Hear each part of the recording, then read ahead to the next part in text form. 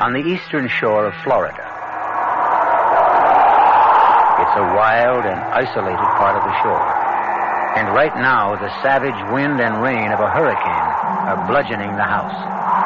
In the living room, two men are playing Scrabble by the light of a kerosene lamp.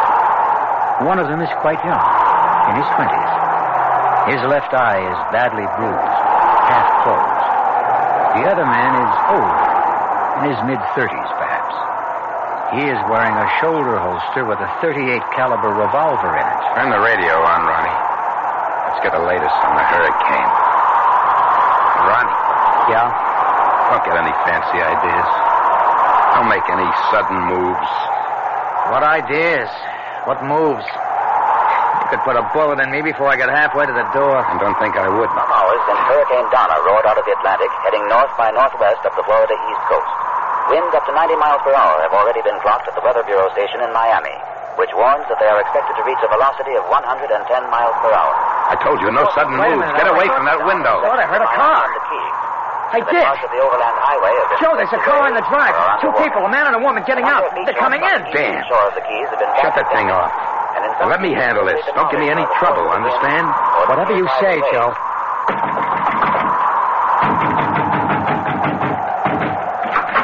Yeah? We're sorry to trouble you, but will you let us in, please? I'm sorry, lady. The overland highway's underwater up ahead. We can't go on. We can't go back. You've got to take us in. There's a beach house about a half a mile. There was. It's been washed away. Oh. Well, Look, you can't turn us away. Not in this. all right, come in. Thank you. Thank you. I'm Martin Halliday. This is my wife, Fran. And you?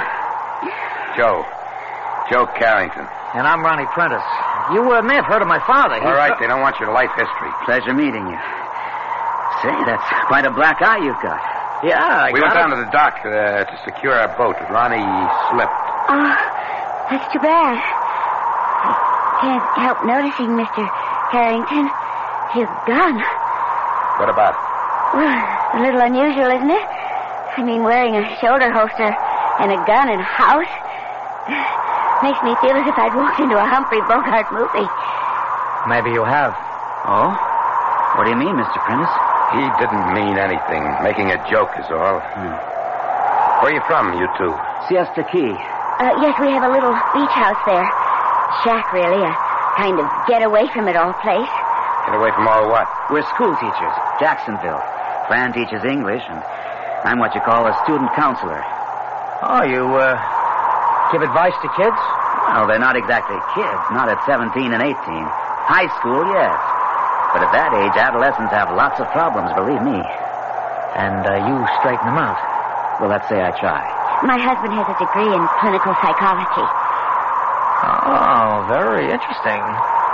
I'll be back in a moment. Where are you going? Well, to heat up the coffee, Joe. They look like they could use something. No, what they need is a drink. Forget the coffee. Well, I don't need a drink. I'd rather have the coffee, thank you. Yeah, me too. Well, I'll get it. No, wait. Excuse me. I'll give him a hand in the kitchen. Martin, there's something funny going on here. Yeah, I noticed the way Carrington, the one with the gun, kept watching the younger one like, well, a cat watching a mouse. I noticed that, too, but what I mean, the younger one, Ronnie, he seemed to be trying to warn me about something. What do you mean, warn you? I don't know. I could be wrong, but there was something, seemed to me, something in his eyes. As if he were trying to warn me with his eyes. And speaking of eyes, I don't think he got that shiner in a fall. Neither do I. I'll come and get it. Hot and steaming. Oh, I can use a cup of that. Thank you. Thank you very much. There we are. There's cream and sugar. You can help yourself. Oh, thank you. How do you take yours, Mr. Prentice?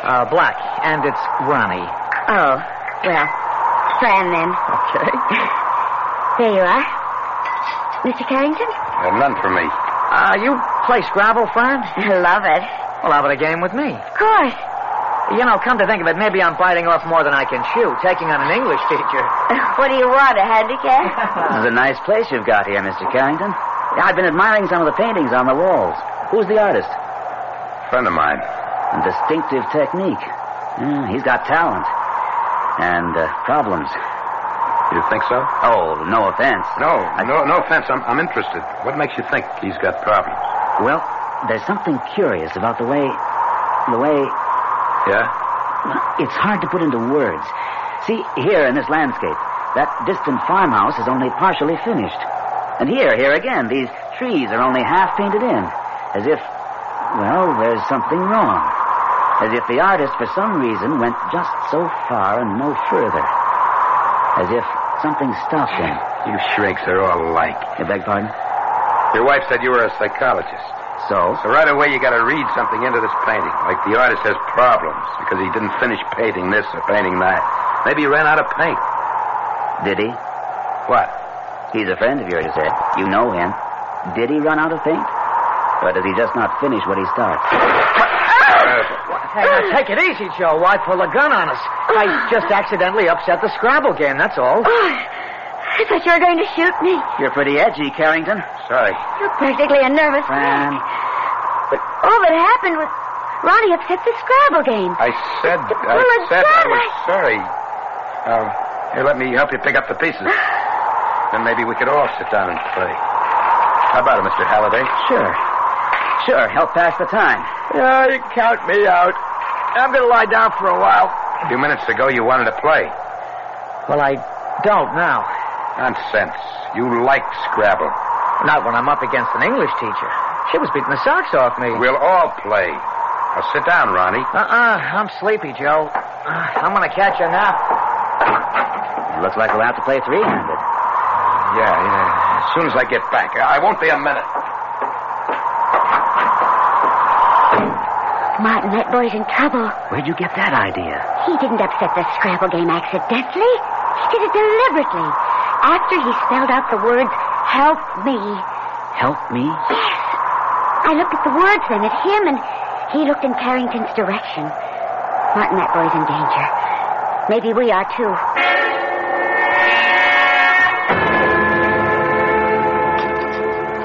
Joe, no, please, don't handcuff me to the bed. You're up to something out there, Ronnie. I'm not taking any chances. I swear I wasn't up to anything at all. You think I haven't noticed the looks between you and her? You think I haven't seen you trying to tell her something with your eyes? And why did you upset that Scrabble game? It was an accident. Yeah, some accident. Then all of a sudden you're sleepy and you want to take a nap. Do you think you're kidding? Next thing I know, you'd be out that window trying to escape. With a hurricane raging out there, how far do you think I'd get? I don't think I know. You're not getting beyond this bed. Not with these handcuffs on, you're not.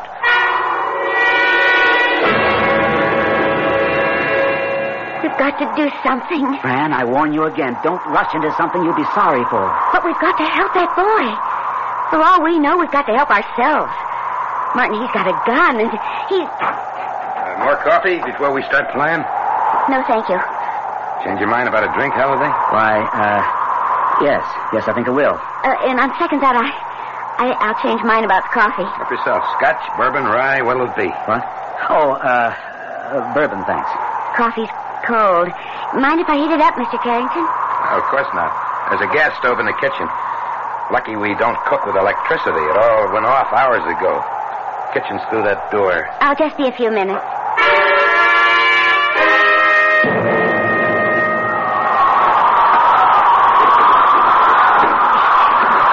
Hey, what the... Keep your voice down, Ron. Fran, you're soaked to the skin, drenched. I pretended I wanted to heat up the coffee, but I really wanted to get to you. I went out the kitchen door and came around to this window. Ronnie, what's the trouble? He's holding me for ransom. Ransom? He wants $100,000. $100,000? My father is Garrett Prentice, the millionaire. Oh, I've heard of him, yes. Hill Carrington, if that's his name, phoned my father yesterday. The money is on the way, but what worries me is I'm sure Carrington's going to kill me once he gets it. But if he gets the ransom money... I don't think it'll make any difference. He knows I can identify him, so he hasn't much choice. He has to kill me. You and your husband, too. Yes. We could identify him. You've got to do something. We've got to do something. But what? That's the question, Ronnie. What? Your wife, she's taking her own sweet time about heating that coffee. Oh, here she is now. Where have you been? Your clothes are soaking wet. How did it happen, Fran? While the coffee was heating, I went to the kitchen door and opened it. What for? Well, to see what it was like out there. The wind caught the door and yanked it open. I went out to try to close it and... You're lying. What have you been up to? I haven't been up to anything. You went out the kitchen door and around back, didn't you? You made your way to the bedroom. No, I swear I didn't. Well, I'll soon find out. I'll go see. Fran, have you gone crazy? You hit him with that candlestick. You knocked him cold. Get his gun and the key to the handcuffs out of his pocket. Handcuffs? Ronnie's handcuffed to the bed in there. Oh, Lord. Here, take the gun while I hunt for the key. Not this pocket. Yeah, here. Keep him covered, Fran. I'll release Ronnie.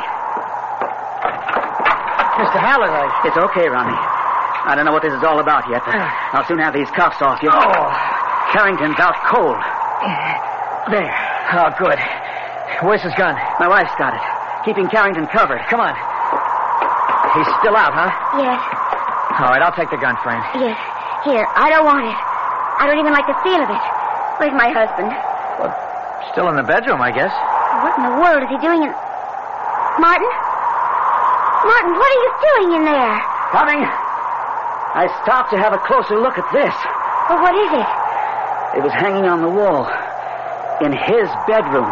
But what is it? A straitjacket, Fran. A straitjacket? Ronnie, what would a straitjacket be doing in your... Oh, my God. That's right, Fran. You see, I'm insane. Joe used that straitjacket to keep me quiet when I got violent. Really violent. But he won't be using it on me anymore. Not anymore. Thanks to you.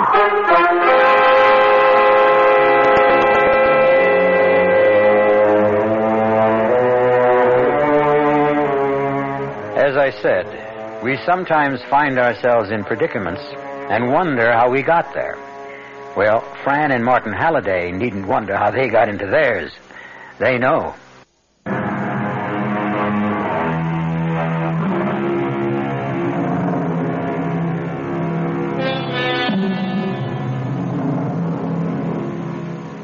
There are those who say we cannot escape what the fates have ordained shall be our future. Others contend that we create our own destinies, masters of our fate, captains of our soul, and all that. I don't know. Seems to me there's such a thing as luck, good and bad. And as Fran and Martin Halliday stare into the barrel of a gun held by Ronnie Prentice, I'd say they're just victims of circumstance. Wouldn't you? Joe uses a straitjacket on you when you become violent? He did. But as I just told you, he won't anymore. Thanks to you, dear impulsive Fran Halliday. Carrington's coming around. I'll see if I can help him. Leave him. He could be seriously hurt. Let's hope so. My head. Ronnie, how did you get that gun? She gave it to me after she took it away from you. Oh, lady, you made a big mistake. He told me you'd kidnapped him. We're holding him for ransom. And you swallowed that? I'm afraid I did. Well, don't blame yourself too much. Ronnie's conned smarter people than you. Thank you. Thanks very much. Oh, now, you shouldn't have said that, Joe. You've offended her. She's an obvious narcissus type. You should have realized that. As you did. Well, of course. That's why I went after her sympathy instead of his. I knew she'd be a pushover. Well, quite the amateur psychologist. Amateur? Hell of a lot better psychologist than you are, Halliday. I'm not wasting my life as a kid counselor. And what's that supposed to mean? Ronnie, give me the gun. Oh, you gotta be kidding. Oh, Ronnie. One more step, Joe, and I'll kill you. No. Not me. Not after all these years. How many, Joe?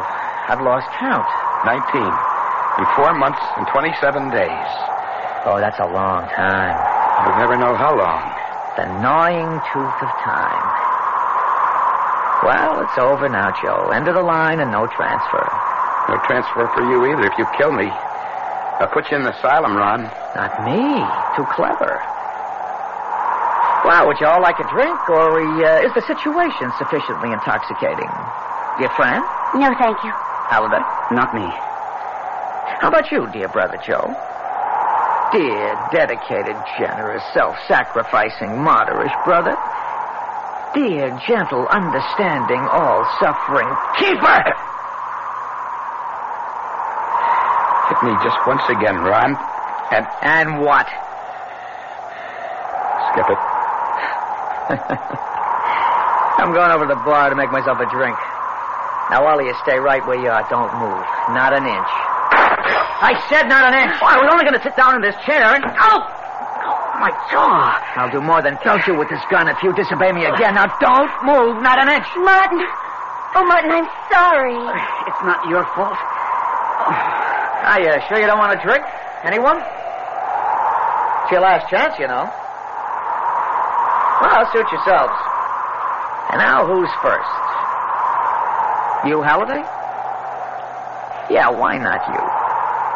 Just one bullet through the head. Painless. So don't be afraid. Ron, don't do it. Are you afraid, Halliday? I don't think so. No. Not afraid of death? How come?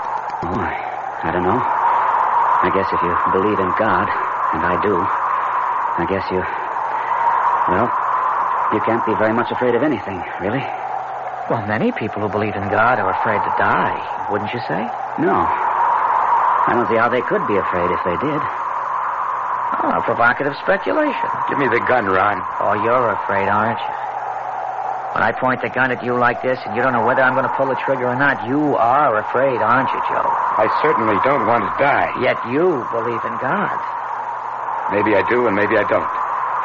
You do. You told me you did. I remember a long time ago, you told me that you did. You did. Okay, I did. Now you're trying to confuse me. He does it all the time. He keeps making me think I got things twisted, all mixed up, that I'm not thinking straight, that I'm crazy. Now, don't start that with me, Joe. Now, I'm warning you, don't start. All right, Ron. And then don't take that tone either. You know I can't stand that tone. Ron. I will not be treated like a child in a tantrum. I will not, Joe. I will not. Then why don't you stop behaving like one? Halliday, don't cross him. Why not? Go ahead, Halliday. Cross me. Say anything you like to me. Anything. And see what happens. You won't? Well, then how about you, Fran? You say something. You cross me. Oh, won't you please let us go? Please. We have nothing to do with all of this. We just happened to come in here out of the... Save it. You can't reason with a homicidal maniac. He really is? Yes, Mrs. Halliday, he really is. Liar! Liar! Oh, clever. Oh, yeah, clever. But not as clever as I am. You see, he wants my father's money, all for himself. There's enough for both, more than enough. When my father goes to that great hunt club in the sky. Yeah, marvelous huntsman, my father. Red coat, breeches, top hat, the whole bit. Ta-ta-ta-ta-ta-ta-ta, hunting we will go. And all fall down and go smash. Smash! But not for him.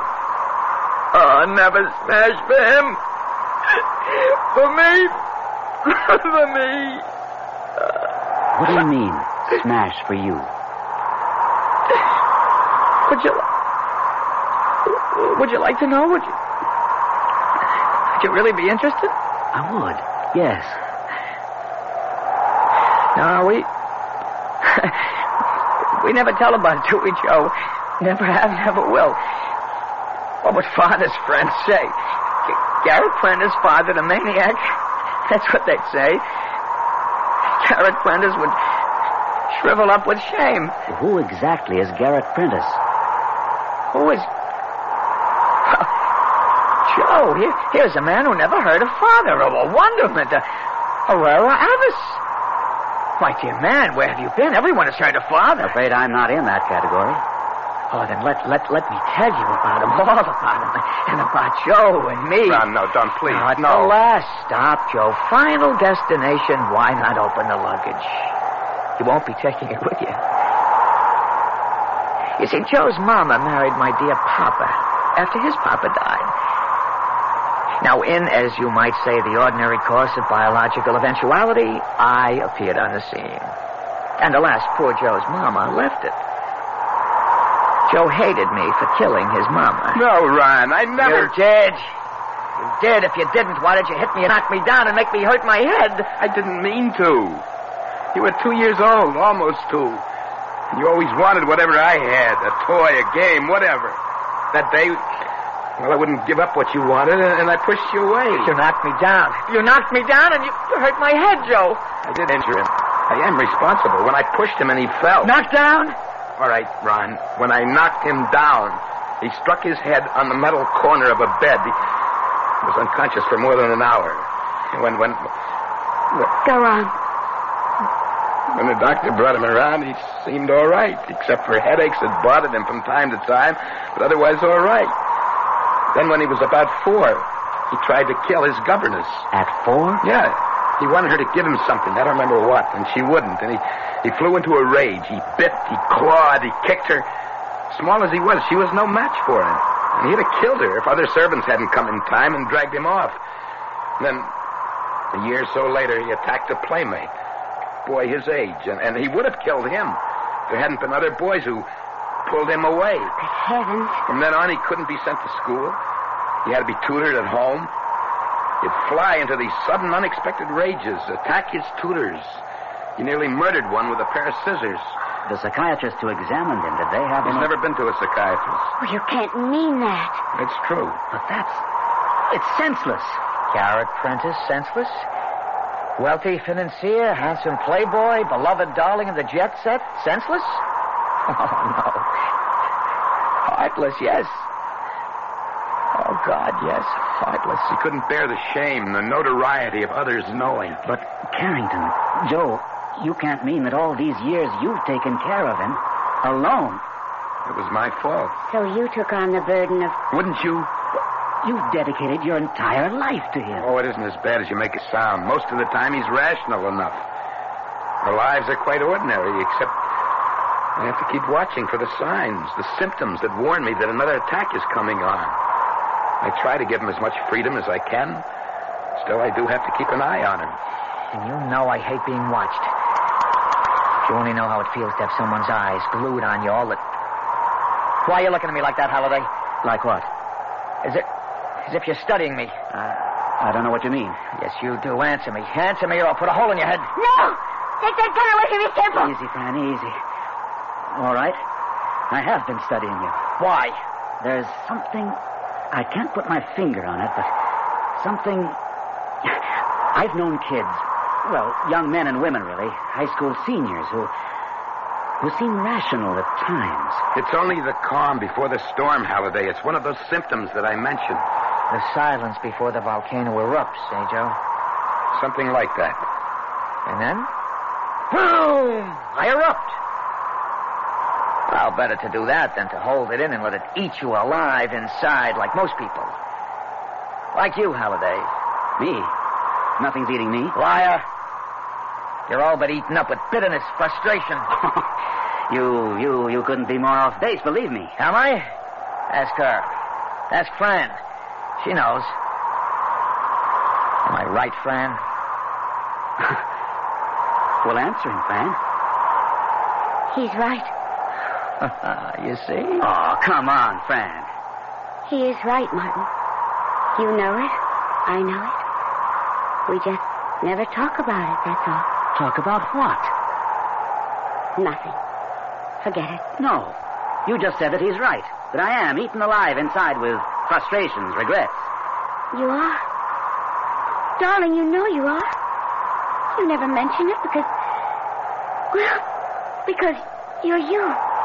Good Lord, Fran. Are you talking about what happened at State College? Is there anything else we don't talk about since it happened? But in heaven's name, Fran, that was 12 years ago. It makes no sense. Doesn't it?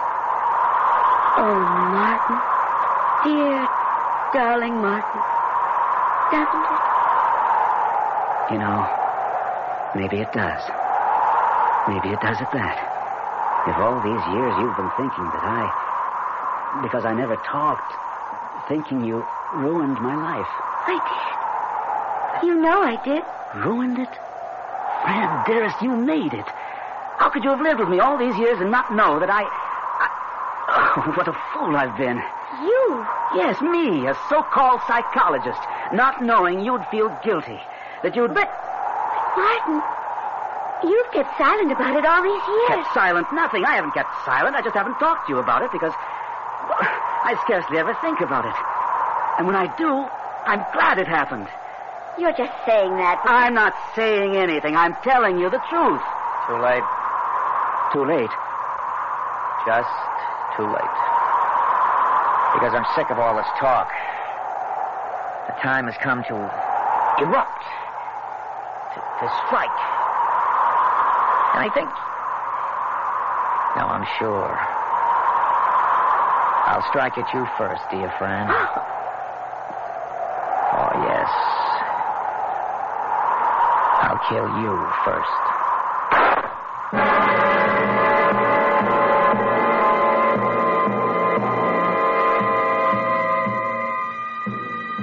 Surely a twist of fate.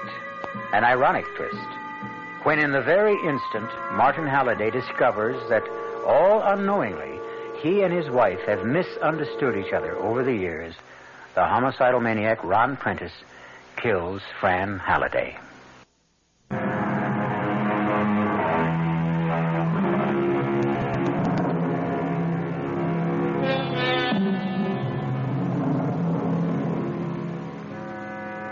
Remarkable, isn't it, that no matter how intimately our lives are bound up with another's, we never really know what he's like underneath, what he truly thinks, truly feels. It's almost inconceivable that Fran Halliday would believe that her husband Martin has been eaten up with bitterness and frustration over something she did 12 years ago, when actually the reverse is true. But no matter now, it seems, because Ron Prentice has just fired point blank at Fran. Fran! Fran! I'm all right, I think. He missed. Yeah, lucky you, Fran. You jerked your head at just the right moment, or you'd be dead with a bullet between your eyes right now. Fool, you crazy fool. Yeah, my dear brother. You won't think so when I finally decide to kill you, too. You kill any one of us, it'll be the end for you, Ron. Oh, no, not an end.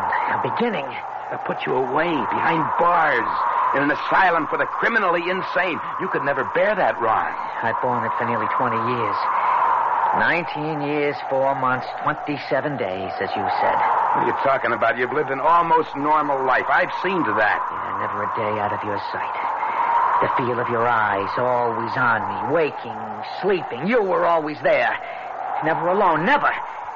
Handcuffed, straitjacketed, chained to you, chained. You think I have never wanted to be alone? To live my life?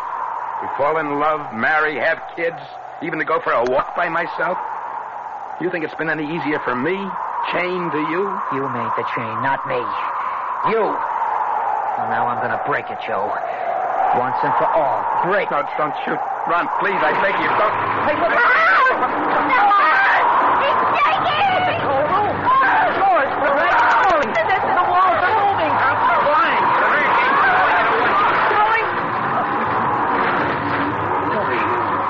Good Lord. I thought we were finished. You are. What? The house can't last. They said on the radio these winds would hit 110, 120 miles an hour, and that's what they're starting to do. And we damn well better ought to get out of here. Well, where can we go? To the beach. There are caves down there. We can make it. No, dear brother, not you. Me. What do you mean, you? Fran, go into the bedroom and get those handcuffs my brother used on me. What are you up to? You'll find a second set in the top bureau drawer. Joe always kept a spare. Bring the straitjacket, too. I don't... Do as I tell you. And don't get any fancy ideas, or it'll be the end of these two.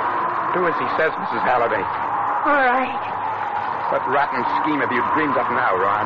Well, not me. The hurricane. The hurricane dreamed it up. What the hell are you talking about? That. Just that. Those winds are getting worse. The house can't last. It'll be ripped apart. Torn asunder, smashed to kindling. You, all three of you, will be smashed to kindling. Human kindling with it. Here's impulsive Fran with the handcuffs and the straitjacket. You, Halliday, put that straitjacket on Brother Joe. Ronnie, you can't do this. I'm not. You are. Get that jacket on him. Now! He means what he says, Halliday. He'll kill you if you don't obey him. Come on now.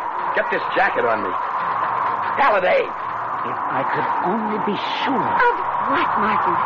Sure of what? That he can't shoot to kill. Try me, Halliday. I'm going to count 5. If you haven't got that straitjacket on Joe, I'll put a bullet through your head. And he can do it. He's a crack shot. Then how come he missed Fran? I missed because... Don't give me that. Fran couldn't have jerked her head fast enough to avoid the bullet. You missed deliberately missed. Why? Halliday, you're pushing your luck. Maybe.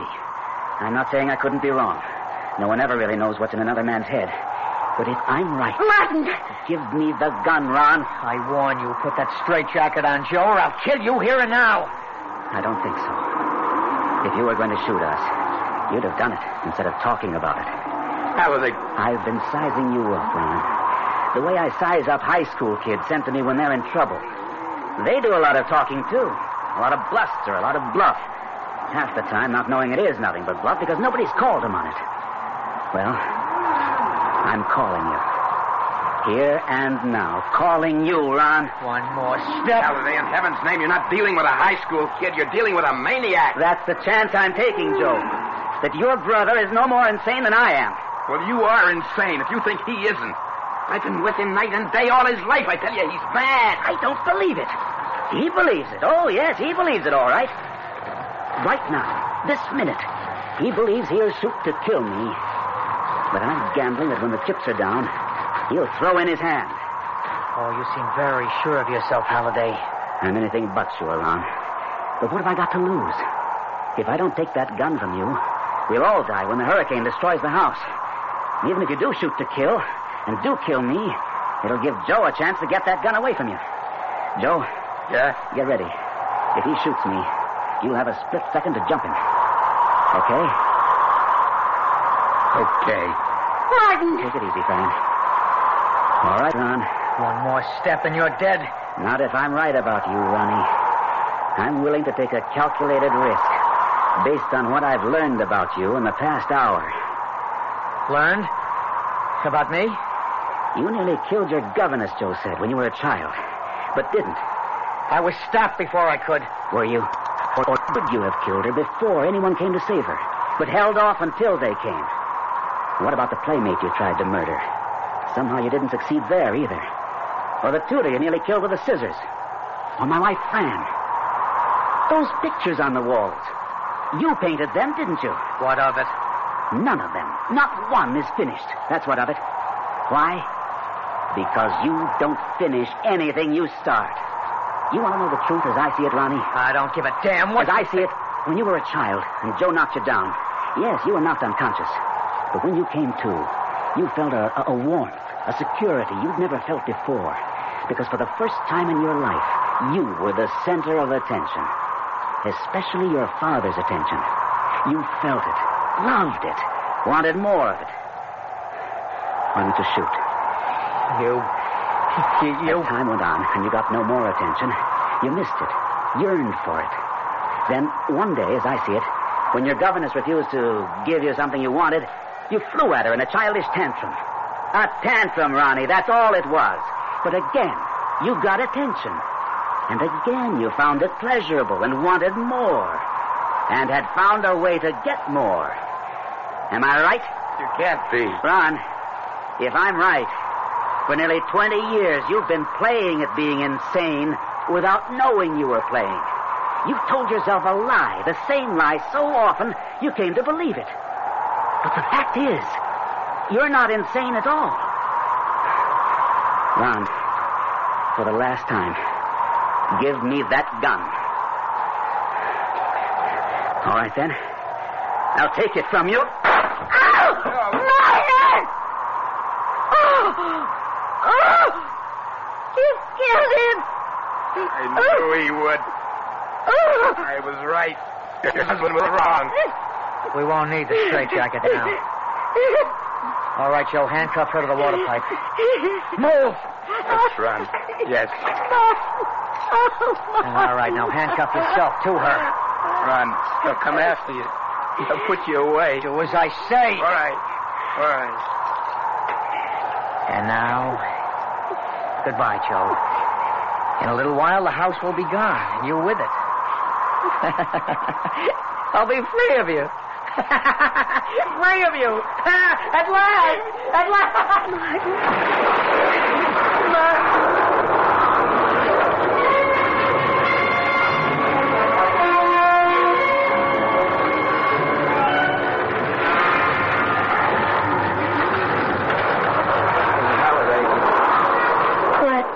Miss Halliday?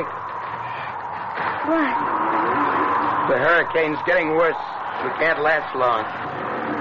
I just want to say, I'm sorry you got caught up in all this. It was my fault. No. If I hadn't released your brother, Martin! That was Martin. He just moved. He isn't dead. Oh, dear Lord, how can he be alive? His head. The blood. We didn't get a chance to look at him close up. That bullet could have only creased his skull. Oh, thank God, thank God. Oh, Martin. Here, look over here. We're handcuffed together. Here. What? Fran. Oh, Martin. Fran. Joe. What happened? Ron shot you. Oh, here, my head. Oh. He went to the caves on the beach. He left us handcuffed to this pipe. Oh, gotta get out of here. There's no way, Halliday. We're handcuffed to this water pipe. He got the keys? Yes. Not if I was right. About Ron? You were wrong. He shot you, didn't he? Didn't kill me. He could have. That shot, you said. But he didn't. And that means... What, Martin? It means what? He'll be back to save us. Oh, you're nuts. He can't go through with it. He never has before. He won't now. He'll be back. Question is, will he come in time? There isn't much. Oh, this could be it. We can't last much longer. I can move. Get to you. Hold you in my arms. Once more. You are in my arms, darling. In my heart. Where you've always been. This boy in the house is crying. Joe! Run! I knew it. I knew it. I can't do it. I can't let you die. You got me. Yes. Okay. There. Now you, Fran. Quick, Ron, quick, the roof. Oh, there goes the roof. Okay. Yeah. So long. Hurry.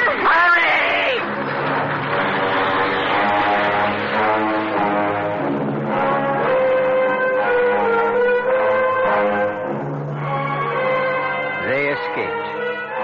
All four. Hanging on to each other, dragging Martin, who couldn't stand, they fought their way to the caves on the beach, even as the house exploded into flying wreckage. Our cast included Joe Julian, Evie Juster, Jack Grimes, and Gordon Gould. The entire production was under the direction of Hyman Brown. E.G. Marshall inviting you to return to our Mystery Theater for another adventure in the macabre. Until next time, We said earlier that this story is an important one. Not because our small hero is an important figure.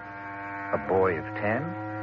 How much time has he had to achieve importance in our world? No, we call our story important because it is our attempt to explore the inner life of one small child. An attempt which we admit may be awkward and incomplete because we have grown up, and in growing up, grown stupid. All right now, children, playtime's over. Everybody inside. Go with Miss Hamill and Mr. Garth. Now we can talk better. Well, Mr. Carlin, have you finally made up your mind about adoption? I don't know that we want to go that far, Mrs. Appleton. Not just yet. You see, I thought if my wife and I could take one of the children home for a month, 2 months, see how it worked out. You see, our son died in an automobile accident a year ago. And Mrs. Carlin hasn't been really right since. Depressed, migraine, headaches, spends a good deal of time in bed. And I thought if there were a boy around the house, it might help her. Help me, too. You've been here several times. You've met all our children. There's one. I believe his name is Bobby. About 10 years old. Bobby Deland? That's the one. I looked for him today when I was walking around the playground. I didn't see him. He's still here, isn't he? Bobby's still here. Oh, thank goodness. He's such an unusual boy. I'm surprised he wasn't asked for before this. He was. Last year. It didn't work out. Can you tell me why? I can do better than that. I have a tape of the interview with the lady who tried to give him a home. It's a practice here to make tapes of the conversations with prospective parents. It saves confusion, possible embarrassment later, if there's trouble. Oh, you're being taped right this minute, Mr. Carlin. I hope you don't mind. No, not at all. All right. Now, look, I won't play it all for you, just the part that concerns us now. And we did everything we could think of to make Bobby happy, Mrs. Appleton. He seemed happy. There wasn't any way we could guess that he didn't like it with us. And then to wake up one morning and he was gone. Simply gone. I'm sure you did everything you could. Oh, we did. And he seemed to like us. Of course, he's naturally so sweet, so good. Except for the stealing. The what? The stealing? Oh, look, I shouldn't call it stealing. We'd find little things missing. Little nothings. Once it was a frying pan. A wooden spoon one time. Oh, we found them later. In his room. Once he took the belt from one of my dresses. A leather belt. Not that I cared. That's enough of that. But I should tell you, Bobby's been guilty of petty pilferage like that here at the orphanage. A hairbrush belonging to one of the teachers. And Where did he go when he ran away? Well, the police found him that same night, wandering along a country road. There was a full moon. They had no trouble. And when the woman came to pick him up, he wouldn't talk to her. Wouldn't even see her. Didn't seem to hold anything against her. He just said it was no use. No use? It's what he always says. Before? Several times during the last couple of years. Look, I'm telling you all this to let you know that if you take Bobby into your home, you're not getting the usual child. No child is the usual child, Mrs. Appleton. Well, shall we go and have a talk with him? See how he feels about all this? By all means. Oh, I should tell you, Bobby's in confinement. You don't mean solitary He's confined to one room without lights or windows. I know that sounds severe, but It does. We've tried everything else. Even corporal punishment, though that's prohibited by law. It didn't do any good. He doesn't seem to feel it. How long has he been confined? Oh, nearly 3 weeks now. Mrs. Appleton, 24 days is supposed to be the limit before the victim goes mad. That's been established in prisons with grown men. Bobby's a boy. A most unusual boy. Shall we go talk to him? Please. This way. Mrs. Appleton, may I ask you, what is Bobby being punished for? What did he do? Oh, didn't I tell you? He ran away from the orphanage. That's the only thing he ever needs to be punished for. Running away.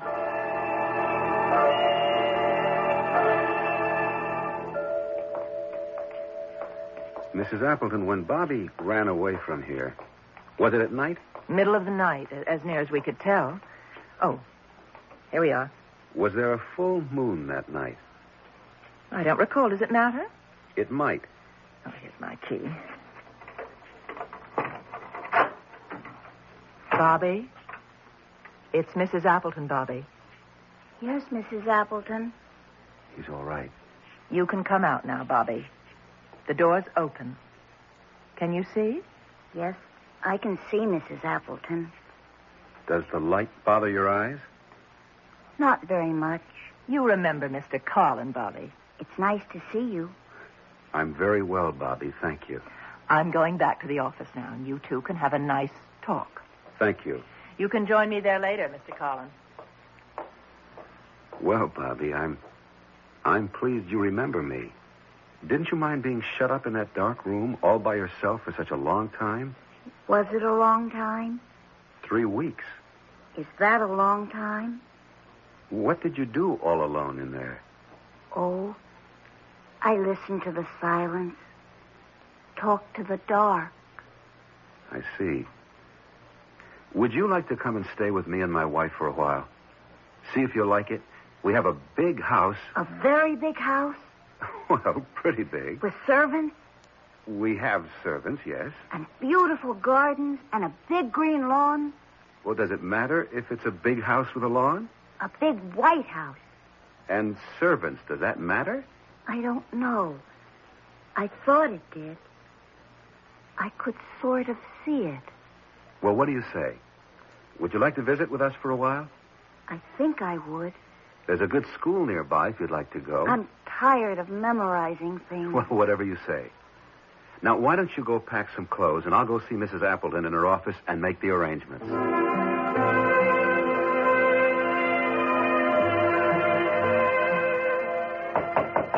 Come in. Mrs. Appleton, that's a remarkable child. Oh, close the door, will you, Mr. Collin? Oh, yes.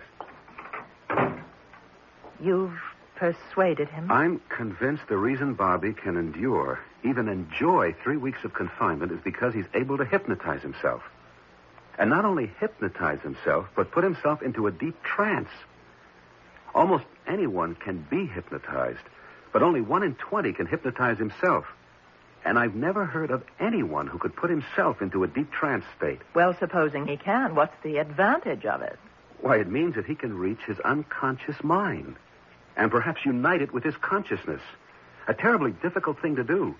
And to do it alone without any outside help, I never thought it was possible. Well, supposing he can do whatever it is you say he can, what of it? Mrs. Appleton, do you know what powers are locked in the unconscious? What forces, what instinctive knowledge, primitive memories? I've always thought of the subconscious as an untidy mass of very unpleasant emotions. It is untidy. But we've been taught the emotions are unpleasant because they lack morality and purpose, as indeed they do. Their only purpose being to express themselves. Most of us manage to live without expressing ourselves, Mr. Collin. Yes, but supposing you find one solitary human being who refuses to live that way. You mean Bobby? Well, Mr. Collin, if he's willing to go with you and you want him, I've checked you out and everything's in order. Oh, one thing, Mr. Collin, I hope you're not going to talk to Bobby about his mother. Why not? Why shouldn't he talk about his mother if he wants to? Well, it's not really healthy in his case. He makes up outrageous stories about her. Such as what? Oh, that she was fantastically beautiful, that she married into royalty, a prince or a duke. Oh, children often fantasize that way. Last year he told us that she was a movie star, imagine. Who was she really? Oh, just a poor, pathetic woman on relief. I found that out from our records. I wasn't here when she brought him, but that was 6 years ago. He was only 4. They're unpleasant. The records say she simply couldn't afford to keep him. She's never been back? Never been back. Never called to see how he was getting along. Never sent him a present or even written him a note. Come in. Oh, Bobby. All packed to go home with Mr. Collin? He has a big white house, Mrs. Appleton, with a big lawn and flowers and lots of servants. Haven't you, Mr. Carlin? Yes. I'm sorry about your wife. What? What about my wife? I'm sorry she's so unhappy. Didn't you tell me she's unhappy and sick sometimes? I don't think I did. You must have. Or how would I know?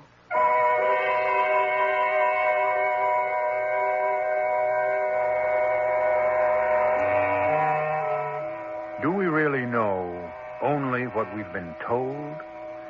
Or what we've read? Or heard? I hate to believe that, because then each of us is only a jumbled mass of information.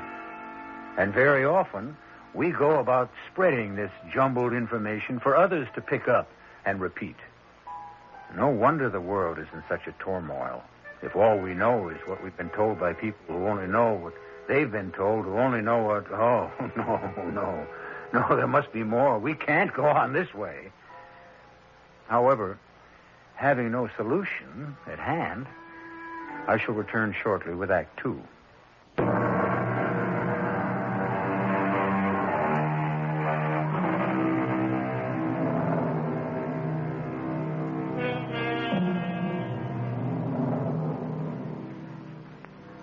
When one adopts a boy 10 years old, it is not only the 10-year-old boy who has been taken into the new home, it is also the boy who was once 9, once 8, once 7, and so on, clear back to the day an infant was born. And these early years are unknown, utterly unknown to the new parents. Just how unknown they are to the child is the subject of our story. We're almost there, Bobby. I know. You know? Well, I figured. You mean you felt it, that we were almost there? Something like that, I guess. Mental telepathy, maybe? What's that? Well, thought transference. I was thinking to myself, we're almost home, and the thought transferred itself to your mind. Is that what happened? I wasn't thinking about anything at all. It's when we're not thinking about anything at all that the thoughts of other people enter our minds. I'd like to think about that. Well? I think that's very true, what you said, Mr. Carlin. It's when you're not thinking about anything at all. That's when the good things happen. What good things, Bobby? Oh, all the good things. Mr. Carlin, you should have turned right there. No, that's Birch Tree Road. We live on a street... You should have turned there. Go back. Hey, Bobby, take it easy. Go back. Bobby, I know where I live, and I know how to get there. Your telepathy wasn't in good working order that time. Now, here is where we turn. To the left. We go about a quarter of a mile up this road, and then we're there. It's pretty. Is it what you expected? Kind of. It smells nice. You smell something? It smells sweet. Very, very sweet. I don't smell anything. Oh, we're coming to the privet hedge. That's the sweet smell. Imagine you picking it up way back there. Now we're coming to the house. It is white. I told you it was. And there's a lawn in front with flowers. I told you there would be. Well, here we are. But it's not a very big house. It has 16 rooms. And where are all the servants?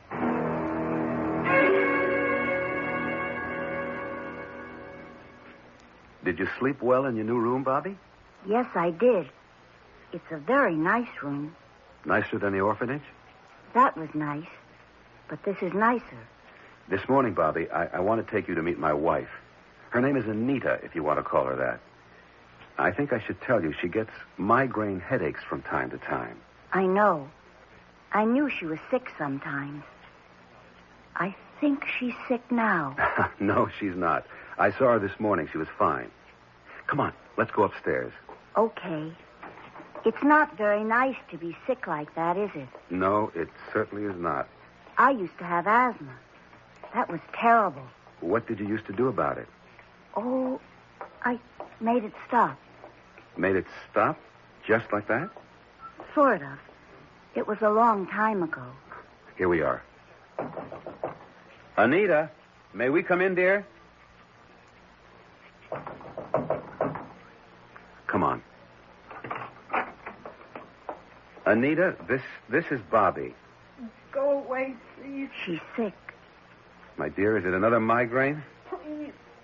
I can't... Bobby, we'd better come back later. She's sick. You'll meet her tomorrow. Come on. Mrs. Carlin, I'm here. I know how much it hurts, but I want you to know I'm here. And I want it to stop hurting. Please. Try to look at me, Mrs. Carlin. Bobby, don't. When she's like this, it's no use. I want you to give me your headache, Mrs. Carlin. I want you to give it to me. Look, Mrs. Carlin. Anita, look. Give me your headache. I want to take it away from you. I'm going to take it away from you. Do you hear me? I'm going to take it. You're going to give it to me. I'm going to take it. Yes, I'm taking it. You're giving it to me. You're giving me your headache, aren't you? Yes, you are. I know you are. Please give it to me. All of it. Yes. Oh, please. Oh, yes. Yes. Yeah. Yes. Yes. Yes. Yes. Yes. It's gone. All gone. Bobby, where are you going? It's all right. All right. Bobby? I couldn't help Mr. Garland. I had to throw up. Well, that's all right, son. That's all right. How is Mrs. Garland? She says her headache is gone. Yes. Of course it's gone. She gave it to me. And how are you? I think I'm going to be all right pretty soon. I never knew before what a migraine headache was like. Now I know.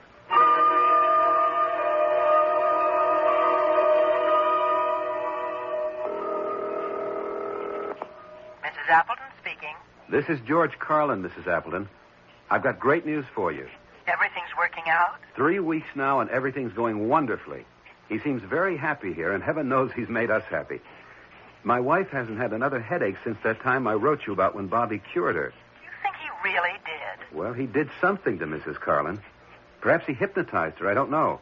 But her headache stopped. I was there. I saw it happen. Well, I have to take your word for it, Mr. Carlin. Has he stolen anything that you know of? No, I don't think so. Well, you'd better check. There's a belt of mine missing, but I'm sure I must have mislaid it. Look in his room. No, I wouldn't dream of doing that. The boy is happy here, and we're happy having him here. Has he talked about his mother?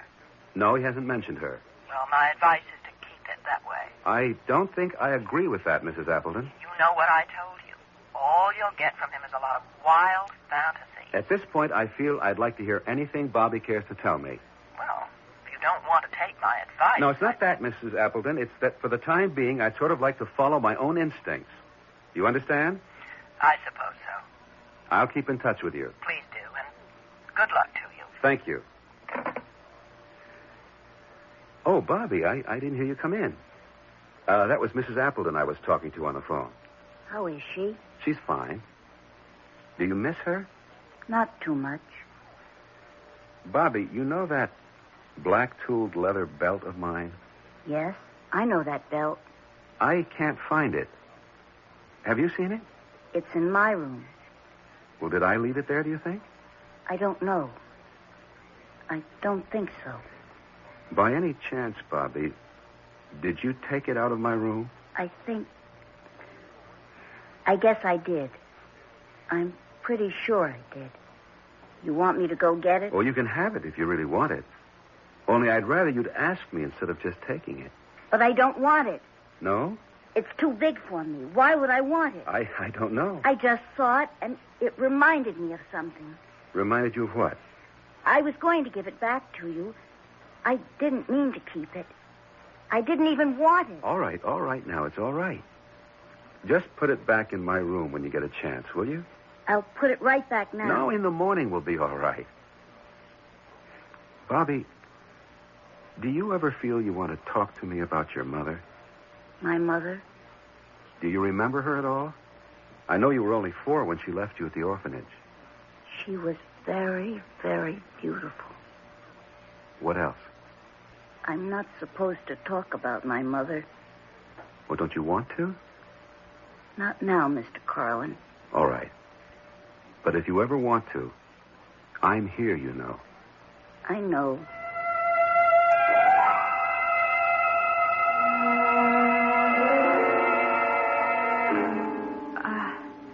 George? George? Hmm? Oh, what are you doing up? Can't you sleep? Not for hours. Oh, the moon is so bright, I don't wonder. No, it's not just the moon. I was thinking about Bobby. Oh, funny. I was thinking about him, too. I talked to Mrs. Appleton this afternoon. She asked me, did Bobby ever talk about his mother? He never does. That's what I told her. And she said, fine, keep it that way. But I said I didn't agree, that I thought he should talk about whatever he felt like talking about. Oh, you're absolutely right. Bobby came into the room about that time, and I brought up the subject of his mother. And all he'd say was, she was very, very, very beautiful. That's all? I tried to get him to go on, but he just clammed up, said I'm not supposed to talk about her. Mrs. Appleton probably told him not to. She has a point in a way. She says Bobby makes up wild stories about his mother, whom he hasn't seen or even heard from in 6 years. You mean since he was 4? That's right. But he tells people, or used to, that she had dozens of admirers, finally married some title gem, became a movie star. Oh, George. Our children often do that. Another thing, Mrs. Appleton asked me if Bobby had snitched anything. And I told her about my black tooled leather belt. Then when Bobby came in, I asked him had he seen it, and right away he said yes, it was in his room. Really? I asked him if he'd taken it, and he said he guessed he must have. Did I want it back? It was too big for him anyway. Now, isn't that peculiar? You know, I told you the woman who took him last year said he snitched silly things. A frying pan, a wooden spoon, a belt off one of her dresses. Oh. Now, I wonder if that's where our little frying pan disappeared to. They were asking me in the kitchen if I'd seen it. What, there's a frying pan missing? Heavens, George, we have about 12 frying pans of assorted sizes. Is there anything else missing? No, nothing else. Oh. Well, unless you want to say one of my shoes is missing. One of your shoes? Those high-heeled things. I've given up high heels, and I put those out to give away. And next time I looked, there was only one. Must have gotten thrown out. Goodness, it would take one shoe. Who would throw away one shoe? Oh, George. Look, come on back to bed. Maybe you can get to sleep. Yeah, maybe. That damn moon wasn't so bright. Shines right across the bed. Why don't you pull the curtains? You know what? It's a full moon. Well, pull the curtains and come to bed. Can you see, or do you want a light on? Oh, I can see. What was that? What was what? Did you hear a door close? What door? It sounded like downstairs. There he goes. Bobby? Yes, and there's a full moon. Oh, George. Like before. Call him back. Go after him, George. No, I don't think I'm going to do that. Well, for heaven's sakes, why not? You can't just let him go wandering around all by himself. No, I don't think he's going to be just wandering around. You think he's going someplace in particular? Yes. Where? I don't know. And I don't think he knows either. But someplace.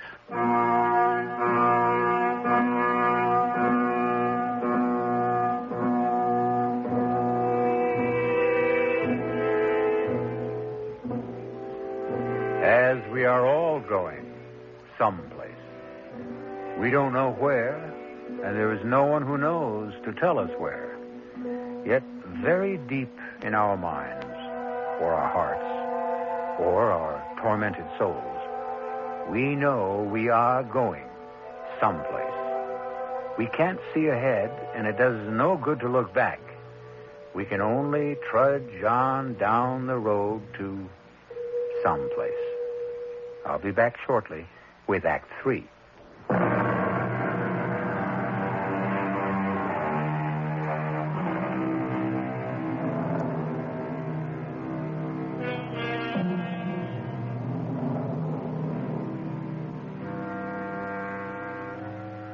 The full moon with which Act 2 ended has been wiped out now by the exploratory colors of the rising sun.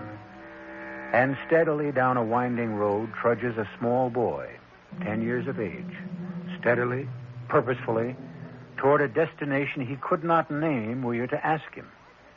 It is Bobby Deland. The thin little boy's arms start to wave wildly as a truck approaches. Stop! Please! Please stop! What's up, kid? Could you give me a lift? How far are you going? I don't know exactly. Down the road a ways. Come on, get in. Here, let me give you a hand. That's a pretty big step up. I can do it. What you doing out at this hour? It's hardly daylight. I have to go see somebody. You expected?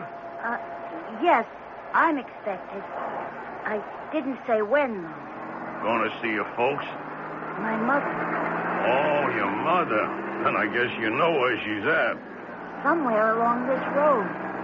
No number? No name? Like on a mailbox? I'll know when we get there.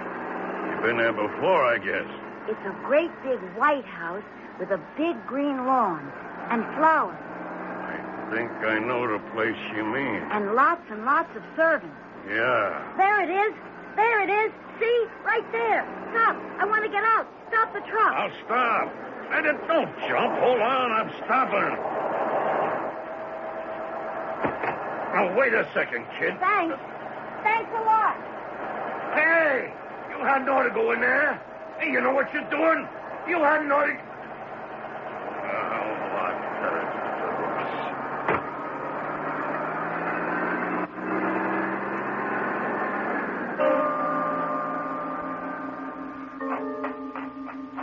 That's it. That's the house. This is the lawn. There are the flowers. But where are the servants? Where's my mother? You want to sit here, Baroness? Under this tree. Is that all right? I'll fetch you some coffee, and I'll be right back. Excuse me. Are you my mother's maid? Yes, I am. Will you tell her I've come to see her, please? If she feels well enough to see me. What's your name? Bobby Deland. Would you tell my mother? And how did you get in here, Bobby? Somebody dropped me off. Before. I'd been waiting till I saw all the servants come out of the house. Now, please, I'd like to see my mother. You mean that lady over there? Yes, my mother. Oh, I'm afraid that's not your mother, dear. That's the Baroness Hortha. Well, her name before was Mrs. Deland. Please tell her I want to see her. Oh, never mind. Oh, hold on now. Just a minute. Let go. Let me Not go. so fast, young man. Let go of me. Miss Copeland, what's going on? Oh, it's this boy. He wandered in here. He wants to talk to the Baroness. He's her son, he says. Well, then let him. Should I, Doctor? Why not? He may succeed where we failed. Go ahead, my boy. Thank you. Hello, Mother. I'm here.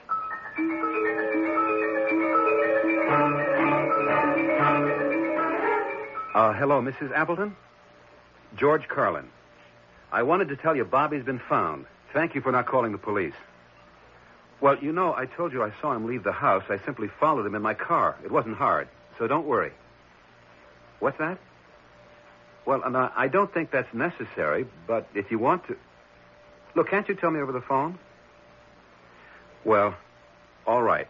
No, I'm not at home. I'm at the place where I found Bobby. It's on Birch Tree Road, not too far from where I live. A big white house, very big. Big lawn out in front. It's the Wesley Sanitarium. You know it? Well, I'm with Dr. Wesley right now. All right, we'll expect you. Mrs. Appleton's coming over, if that's all right, Doctor.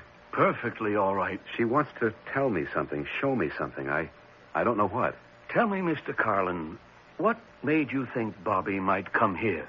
It was just a guess. But when I brought him home from the orphanage, he wanted to turn onto Birch Tree Road. Did he say why? He thought it was the road my house is on. Not that it had ever been at my house. All he knew about my house was that it was big and white, had a lawn with flowers and servants. He knew that because I told him. And I told him because he specifically asked. It seemed important to him, did it? Very. I was puzzled at that because he's not a snobbish sort of boy, quite the contrary. That insistence on a lot of servants. Now I begin to understand. Your sanitarium does have a lot of servants, as well as a lawn and flowers. But the boy's never seen the sanitarium, has he? He hasn't even seen his mother since the age of 4. Then how would he know? I suppose that when you dream about a certain person for such a long time and fantasize about that person the way he did about his mother... What sort of fantasies? Oh, wild ones. That she was much admired, much sought after, that she married into royalty, became a movie star. Hold on there. She did marry into royalty. You don't mean she's really a baroness? Yes, indeed. The Baroness Hortha. Well, I thought that Baroness stuff was, part of her dementia. The Baron brought her here. The Baron pays her bills. He's not very high up in the royal lists, but he's a baron, nevertheless. The boy couldn't have known that. No more than he could have known Birch Tree Road. Now, about her becoming a movie star, the Baron told us that she made a motion picture a few years ago. Actually, that's where he met her. He put up the money. She starred in it. Well, that's impossible, isn't it? Someone would have known, seen the picture, recognized her. I don't know who saw the picture, Mr. Carlin. It was a pornographic film. No. The Baron has made a good bit of money on pornographic films, I'm told. She made the film? Starred in it. She married the Baron? He's devoted to her. Well, then what happened? About a year ago, she became severely depressed. It went further, into melancholia. Finally, she became very nearly catatonic, and he brought her here. She won't talk to him when he comes to see her. She's never spoken to any of us. It was about a year ago, as I understand it, that Bobby began to talk about a big white house with a lawn and gardens and a lot of servants. Could he have known that she'd been brought here? To a place he'd never seen, didn't even know existed? It's a rare person who has a faculty to sense what is going on. But if there is a great affinity between two people, I suppose a telepathic communication is, it's possible. Was there such an affinity between Bobby and his mother? After all, she abandoned him when he was 4 and never communicated with him after that. Communicated with him? I'd say by all the evidence she communicated with him the whole time they were apart. She may not have known she was communicating, but her son was, on the face of it, so sensitively attuned to her and her existence, he could pick up waves that emanated from her that she knew nothing about. Come in. Dr. Wesley, I hope I did the right thing. What's that?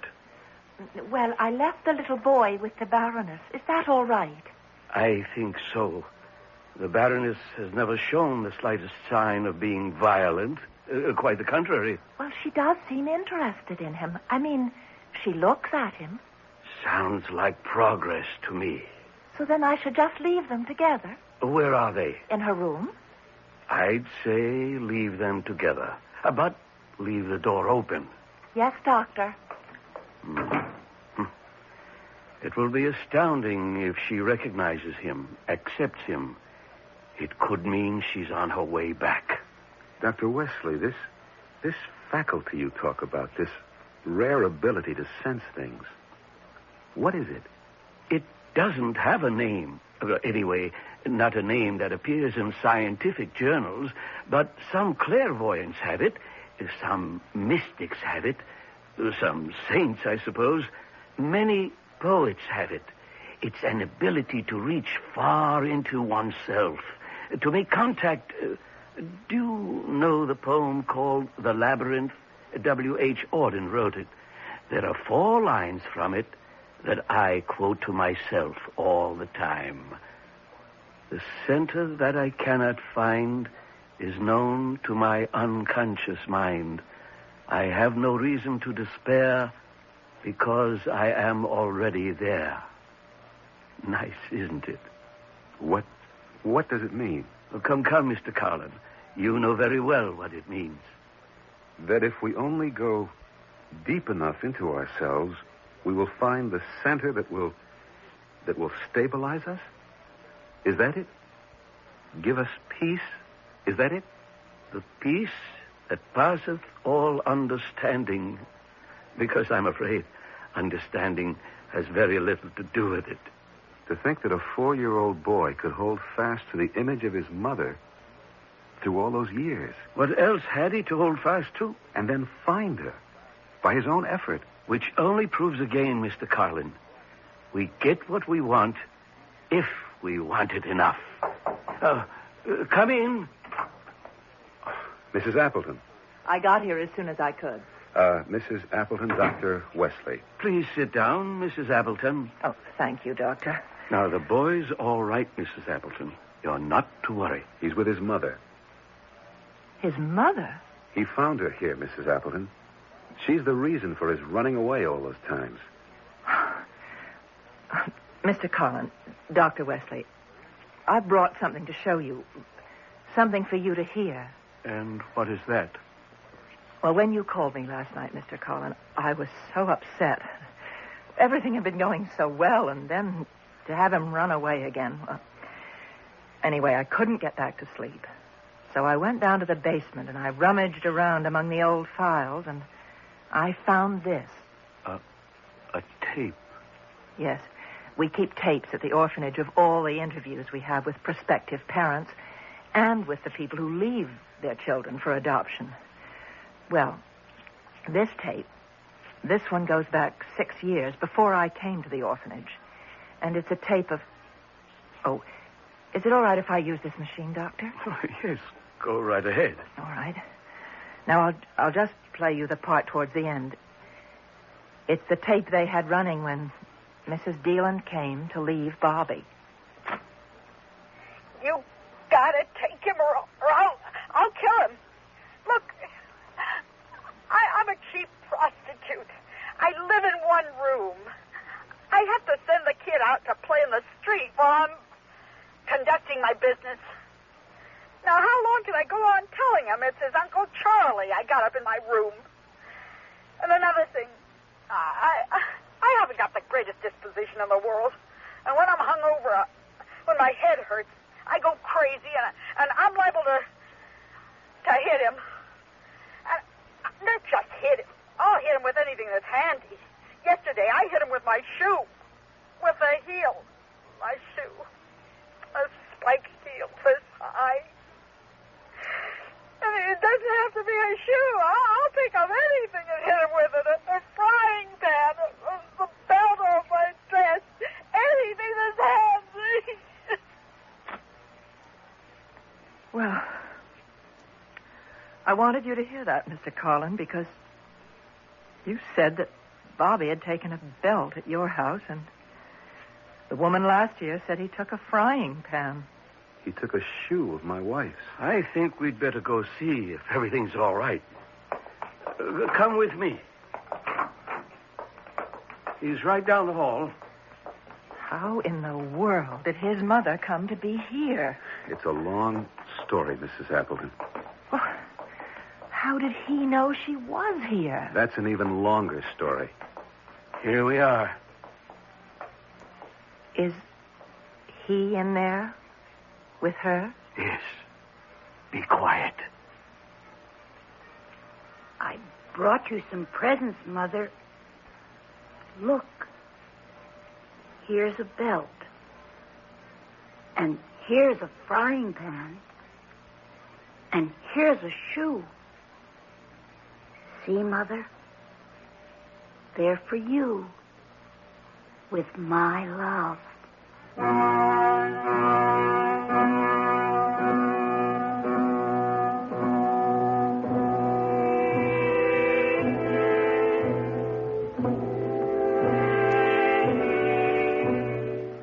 Mothers of the world, rejoice, for you are loved. Of course, in the human nature of things, you are simultaneously hated, and by the same person. For no emotion as powerful as love can flourish unadulterated. Side by side with love goes hate. It is, you might say, a package deal. I'll be back shortly.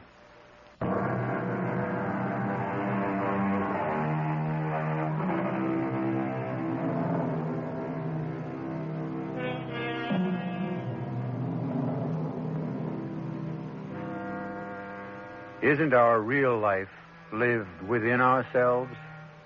The posturing we do in full view of others, what is that but the antic behavior of a poor clown who needs to be applauded?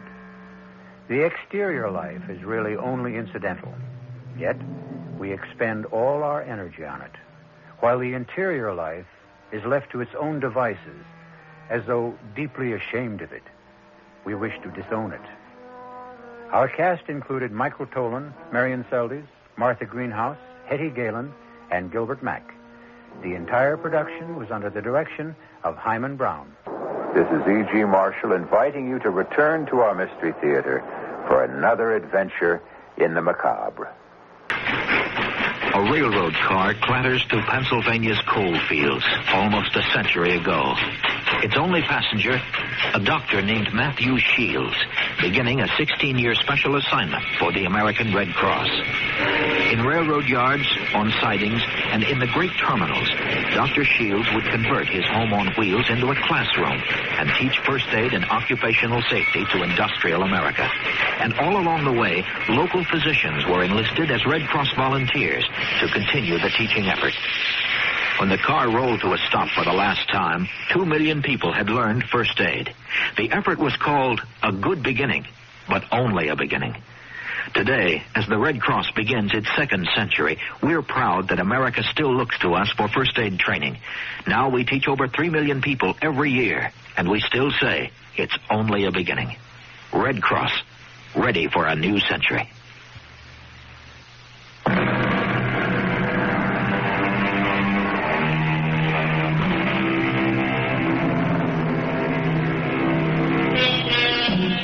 I've never been able to figure out why it's customary to tie strings of empty tin cans to the car of newlyweds. What do the empty cans signify? I can't go along with the cynic who suggested that the cans symbolize the extent of home-cooked meals that the poor groom is going to get for the remainder of his lifetime. I know for a fact that this wasn't true of the young newlyweds we're about to meet, Lisa and Ray Bissonette. Lisa happened to be a good enough cook to be able to win prizes. And on the day our story opens, she'd left a roast in the oven while she went out and explored the small grounds of the Bissonnettes' little dream house. A high hedge ran alongside the driveway that separated the Bissonette house from their neighbor.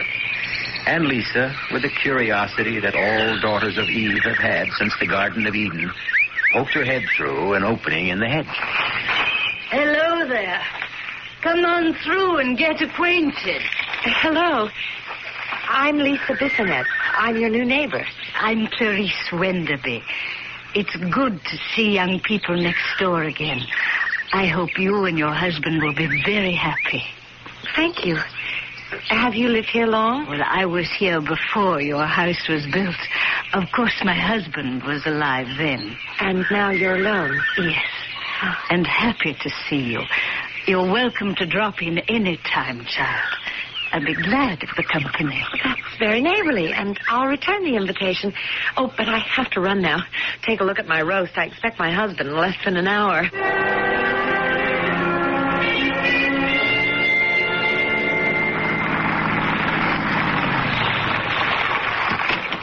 Hi there, neighbor. Oh, hi. I'm Ray Bissonette. Well, I'm Clarissa Jaffe. Can I offer you a cocktail before dinner? Sounds delightful, but my wife's expecting me. She heard me drive up and... Say no more. Just remember you have a rain check any time. I'll remember. Thanks. It's nice to have neighbors again. Be seeing you. Welcome, my lord and master, to your home and castle. Hey there, doll. Don't let women's lib hear that greeting. You know I didn't mean it. You didn't? Just the welcome part. Hey, something smells delicious. And yours was the second welcome I got since I came home. Oh? You can say that again. The dish who lives next door was at that hedge opening in the driveway and asked me in for a drink. That's why we're married, darling. I love you and your sense of humor. What's so funny? She really did ask me. I'm sure she did, darling. She's a lonely old lady. Oh, I'm sorry to spoil your little game, because I saw her earlier this afternoon, and you can't hope to make me jealous of a woman in her 80s. Well, I don't know what woman you saw, Lisa. But the lady who spoke to me wasn't anywhere near 30, let alone 80. I know what I saw and who I saw. Well, I'm sure you saw what you told me, honey, but... Well, at least give me the same break you asked for yourself. I know what I saw, too. But it's crazy. Well... There's probably some simple explanation. I'll bet there is. And I'm the one who's going to get it from Mrs. Wenderby the first thing tomorrow morning.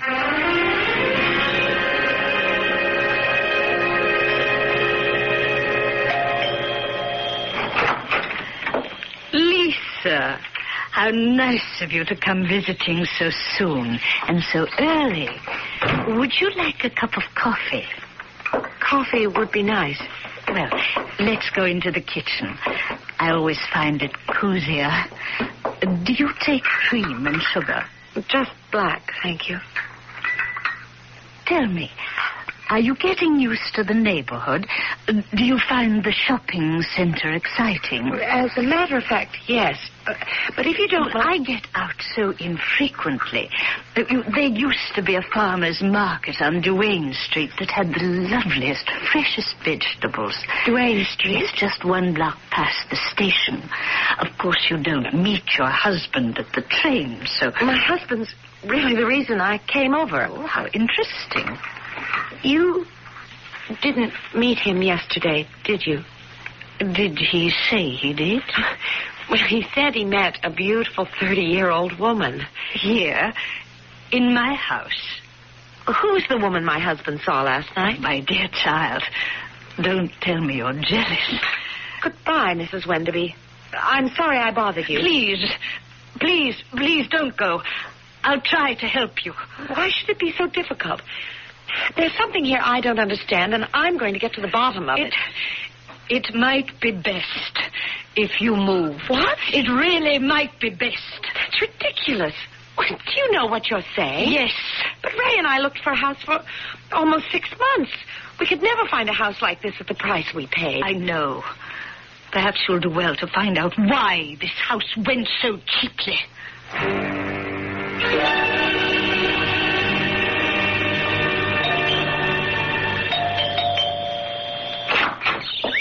Hi, neighbor. I'm glad you decided to pick up your rain check on that drink so quickly. No drink, thanks. Oh, come in anyway. It's only neighborly to get... I left the office early today, just to straighten something out. This shouldn't really take more than a minute.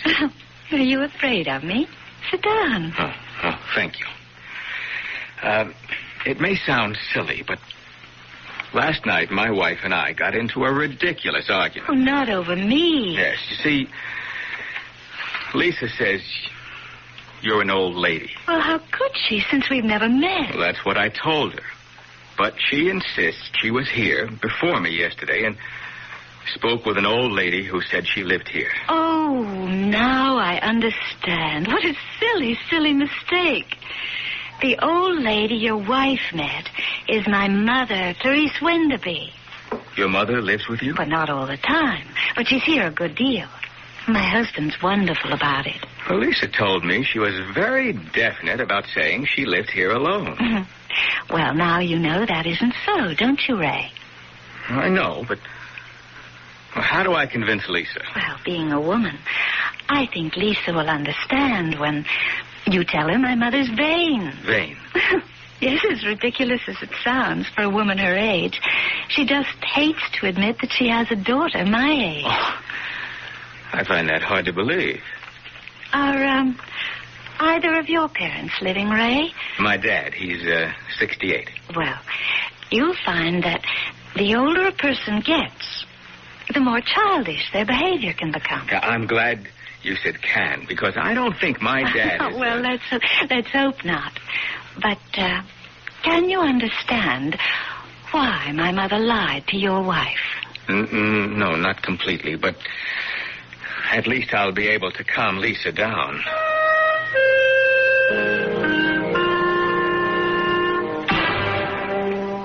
No. It's the most ridiculous story I've ever heard. But, darling, I tell you that I know what you tell me. You've been telling me for the past half hour. And I tell you it's nonsense.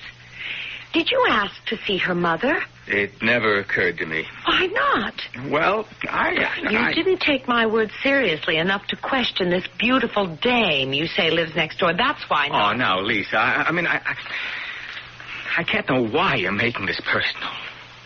I believe you. I believe you met and spoke with an 83-year-old woman who said she lived in the house next door. Alone. Now, why won't you believe that this woman is the mother of the young woman who spoke with me? Because Mrs. Wenderby said she didn't have a daughter. But I've already explained that. And I don't buy it. For the 100th time, Why not? Because when I spoke to Mrs. Wenderby today and told her your story about meeting the young lady, what do you think she said to me? I can't imagine. She told me to move. Move out of this house. Well, that proves it. The old girl is slightly batty. I know how to settle this. We're going over there, the two of us, and straighten this out once and for all.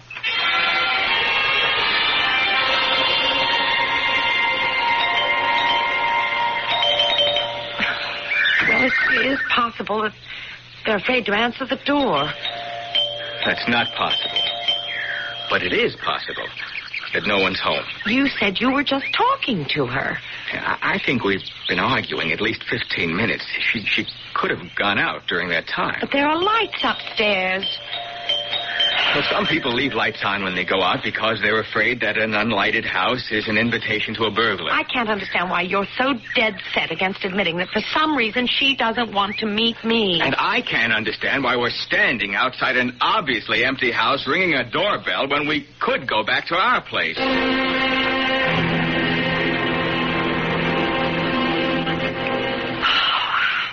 I'm sorry, Ray. It's okay. I don't know what's happening to us. Or I guess I should say what's happening to me. I'm behaving like all the wives I've hated all my life. Oh, forget it, love. Ray? Why was this house such a good buy? What? Mrs. Wenderby told me to ask you why we got this house so cheap. Oh, I thought we were going to stay off this subject. I just want a simple answer to a simple question. Is that really all you're asking? Yes. Why won't you answer me? Well, I have my reasons. I'm sure you have. And I guess it's because of the attractiveness of that 30-year-old woman you say lives next door. Why, you're jealous. That's what this whole thing is about. You're jealous. Don't be ridiculous. For Pete's sake, Lisa, the reason I don't want to tell you is... Well, it's because I'm afraid you'll get upset. I'll be more upset if you don't tell me. Okay. Superstitious people around here think there's some kind of jinx on this house. Jinx? It's silly, but there you are. Why? Why do they think there's a jinx? Something about the last two couples who lived here. Both husbands are dead. They died under peculiar... I don't know. Don't worry about it. It's all a lot of nonsense. How did they die, Ray? I don't know. Nobody knows. They just disappeared.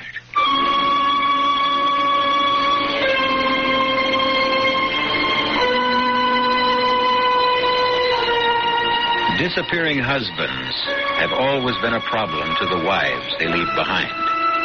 And houses with a reputation for bringing tragedy to families that dwell in them have always been a problem to those who want to dispose of them. Behind both problems, there's always a reason. And that's what Lisa Bissonette intends to discover when I return shortly with Act Two.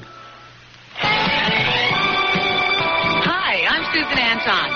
Fitness that feels good by day needs firmness that feels good by night. That's why you'll love the Certa-Perfect Sleeper. Luxurious top comfort plus deep inner support. You get both with every perfect sleeper. So remember, be a perfect sleeper. Try a perfect sleeper, perfect sleeper. Try Certa. It's a healthy investment in yourself. Pour on the snap. Pour on the crap, barbecue sauce. Pour on the snap. Pour on the crap, barbecue sauce. Pour on the snap. Pour on the crap, barbecue sauce. Only one barbecue sauce can give you the snap of this secret blend of 16 herbs and spices. Ours. Pour on the snap. Pour on the crap, barbecue sauce. Pour on the snack.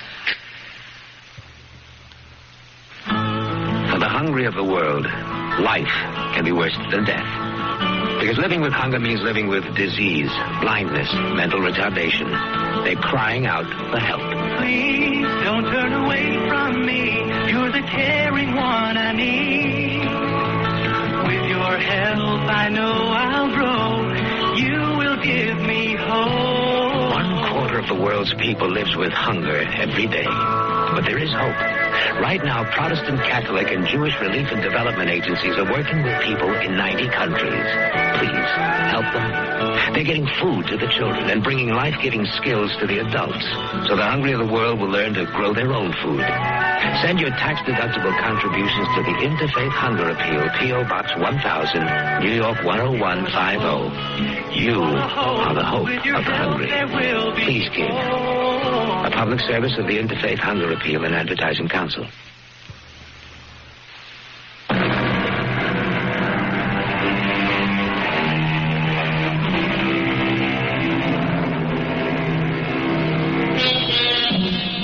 Today's civilization is replete with problem solvers of various kinds.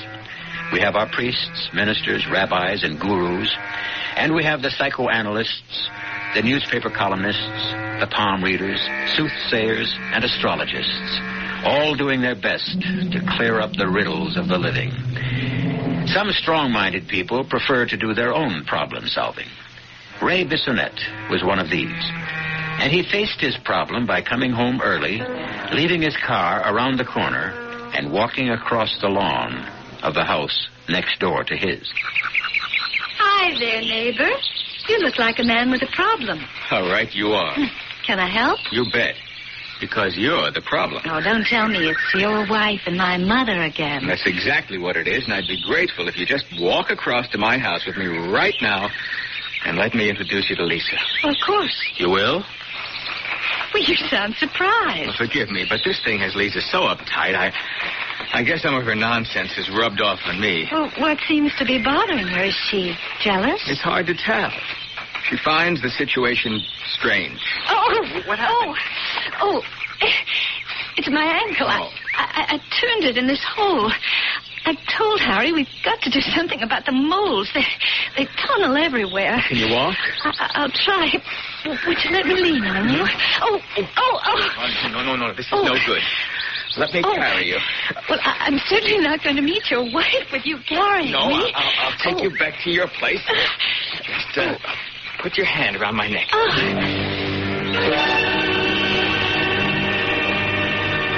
You want the couch or the chair? Well, I think the couch, if you don't mind.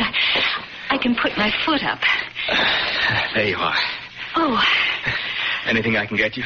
Oh, no. No, thanks. And, Ray, I'm truly sorry. Well, accidents happen. Are you angry? Oh, no. No, it was an accident. You should be. Why? Well, isn't it obvious? You and your pretty wife are quarreling, and I'm the cause. Oh, it'll pass. Ray, do you find me fascinating? Interesting. But not irresistible. Oh, come on, Clarissa. What are you trying to do? Find out if I'm attractive to you. You know you are. Good. That makes me happy. Just knowing that I'm still attractive. Hey, you talk like an old lady. Well, women are funny. I wish I could tell when you're leveling. You will when you get to know me better. Well, that's not going to be until Lisa meets you. I promise you that we'll meet. When? I don't know, but... Hey, how about you and Harry getting together with us for an evening? Maybe dinner and a show. Well, I'd love it, but...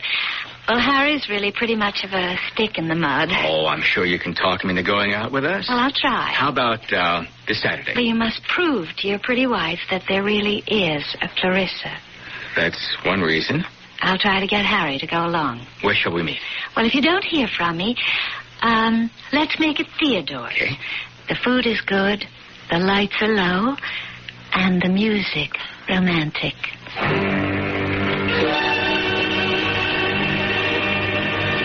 Well, Clarissa and Harry are almost 1 hour late. I guess so, but, well, relax. This is a lovely restaurant. We can have another cocktail. No, thank you.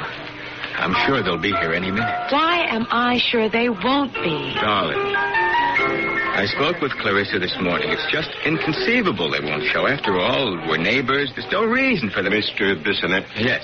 Telephone for you, sir. Shall I bring it to your table? I'll see you at home, Ray. Hey, now, wait a minute. I've Lisa. waited too long as it is. Both of us know what that phone call means, and I've had it. If you want to talk to me, you can reach me at home. And if you're not at home in an hour, don't bother to come at all. Here's your phone, sir. Oh, thank you.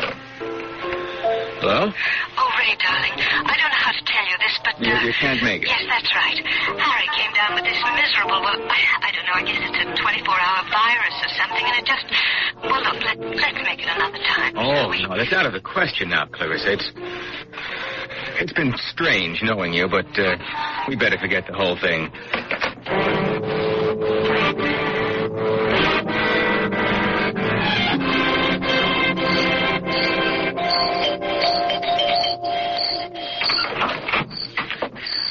Why, Lisa, child, what brings you here at this time of night? Your sick son-in-law, Harry. I thought maybe he'd like... Harry? Sick? Isn't he? No, not that I know of. At least we're getting somewhere. You admit that you have a daughter and a son-in-law. Come in, child. All right. Now, perhaps you'll tell me why your daughter, Clarissa, doesn't want to meet me. Did you, find out why your house was such a bargain? Yes. And you're still not thinking of moving? I want to see your daughter. There's no way you can. Unless you're willing to take my advice. Are you trying to frighten me? I am trying to help you. Believe me, my child, I'm trying to help you. And I should know better. What's that thunder? I'm afraid we're in for a storm. You'd best be getting back to your house. But you still haven't told me what I've done more than I should. Now take my advice and take your handsome young husband and move out of that house.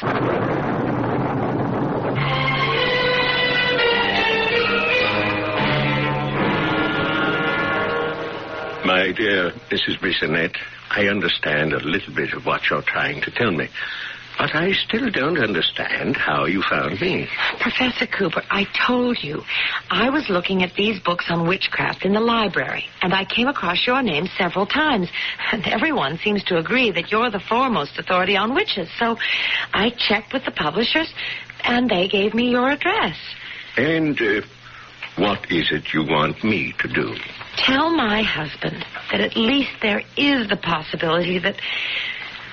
Well, that something very strange is going on at the house next door. I couldn't possibly do that, Mrs. Bissonnette. Not until I've done some investigating on my own. Oh, would you, Professor? I'll pay whatever you... It's not a question of money. It's time, of which I have very little. But if what you say is true, this might be very productive for my research for a book I'm doing on witchcraft now. I'll check it out.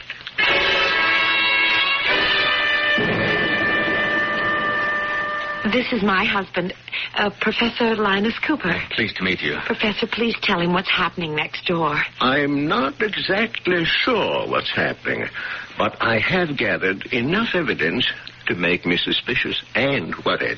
What do you call evidence, Professor? I called at the house yesterday, and I saw the 80-year-old lady. Oh, that doesn't prove anything. And no one else. However, I am going to make one further test. Mrs. Bissonnette, tell me, do you remember seeing any clocks in the house when you visited? I really can't say. I was only in the kitchen and walked through the living room. What's all this about clocks? Just this. I intend to get back into that house somehow in the next few days and explore it thoroughly. And if I find that there are no clocks in the house... What? I should then advise you to move, Mr. Bissonnette, and move fast.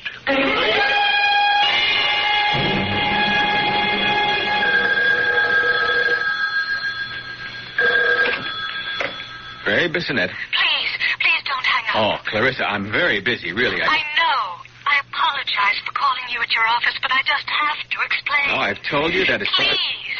Please meet me for lunch today.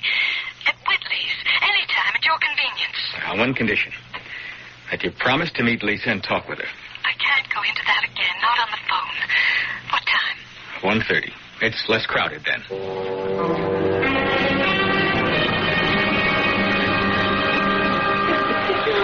I just hope I'm not making another mistake. Well, I'm the one who made the mistake, thinking I could play this crazy game. I don't understand. But there is no Harry. That's why I couldn't meet you and Lisa last night. You mean you're not married? Divorced. You see, there was a Harry. Why did you... Lie to you? Yes. Well, because I like you. Well, that explains everything. You like a guy, so you lie to him. Well, you do if you're a divorcee and you want to see him again without problems. You're still not making sense. Maybe this lunch wasn't such a good idea after all. Because when I tell you about my mother, well, it's going to sound like something out of a confession magazine. Try me. Well, my mother... why is it so hard for me to say this? My mother isn't well. You mean there's something wrong with her physically? No. She's old and she gets... Well, you know how some old people get. Senile? A little more than that. As a matter of fact, the doctor has told me to institutionalize her, but I just can't. I won't. Okay. I understand your problem, and even why you don't want to solve it by sending your mother away, but can't you understand mine? Of course, Ray. And I promise to do something about it. All you have to do is meet Lisa and explain it to her. And you also ought to tell your mother to quit telling people horror stories and scaring the wits out of them.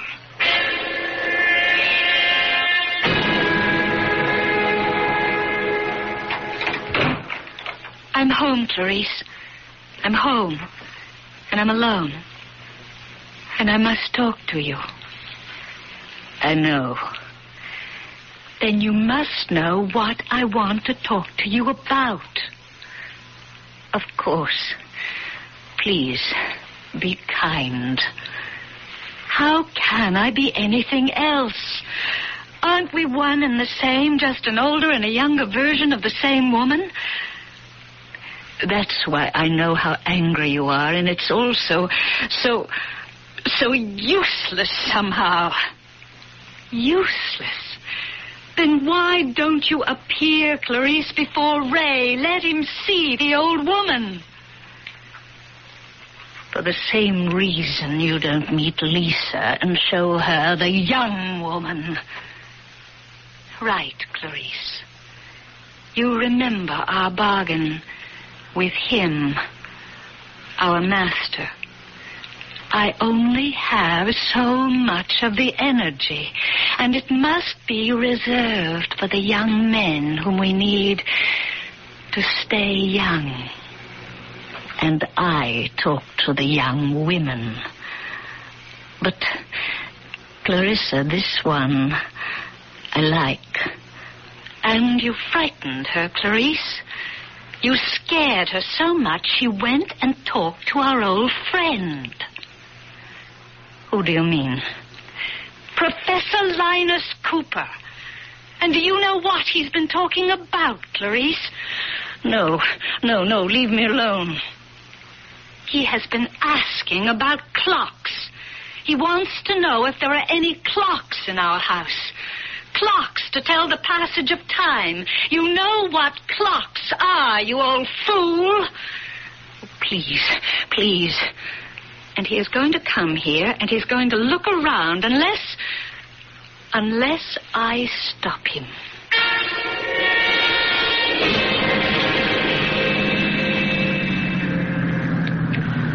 That's very strange. I'd have sworn the house was right around the corner.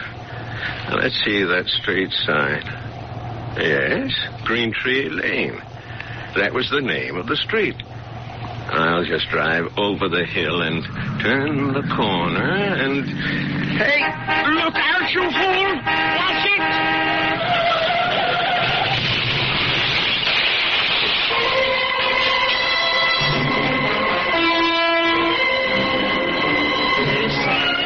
Clarissa, was that the sound of a car crash?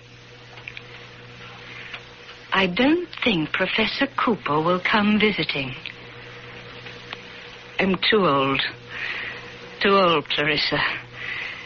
And too tired.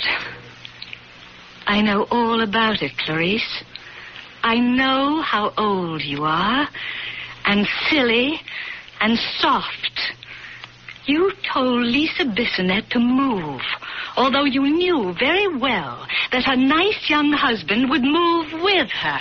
Didn't you, Clarice? I've told you, Clarissa. I'm very old and very, very tired. Just remember, you'll be a lot older and a lot more tired if Ray Bissonette moves away. You, Clarice, might even be dead.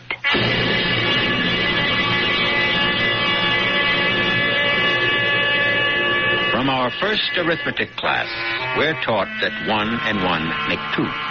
2 and 2 make 4, and so on. Until today, we're living in the computer society where giant adding machines solve all our problems for us.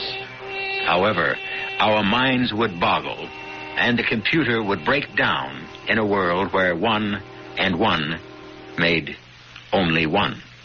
I'll explain that strange arithmetic when I return shortly with Act 3. The family's all gathered, summertime is here. Volleyball and barbecuing, it's that time of year.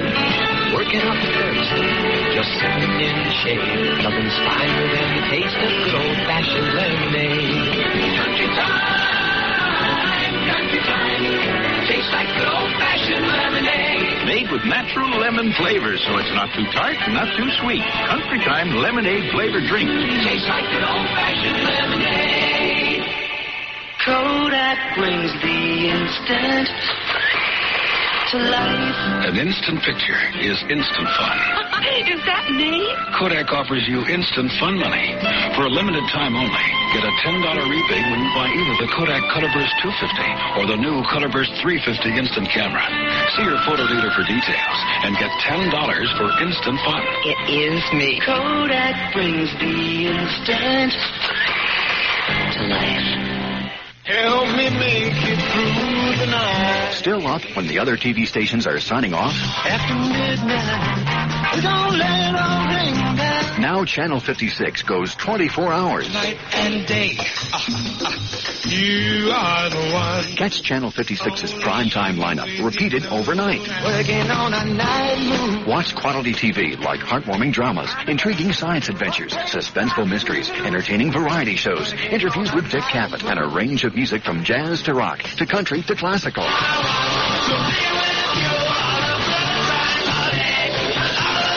So tune in at Channel 56 anytime and sample our new 24-hour schedule.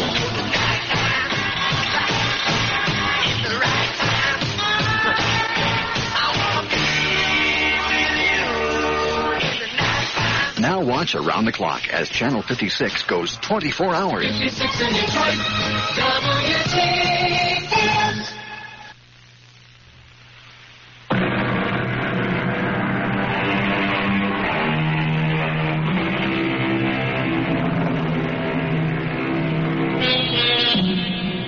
Jealousy is one characteristic that is just as prevalent among males as females.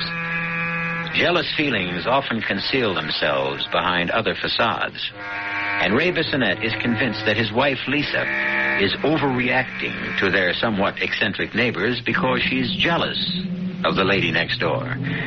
Lisa's willing to admit there may be some truth in that, but she's also convinced there's a lot more to it than jealousy, even though she can't put a name to it. There's something so very wrong.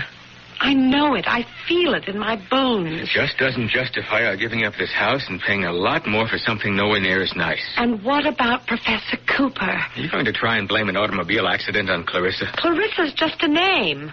I still haven't met her. And you know why not. Would you please listen to Clarice?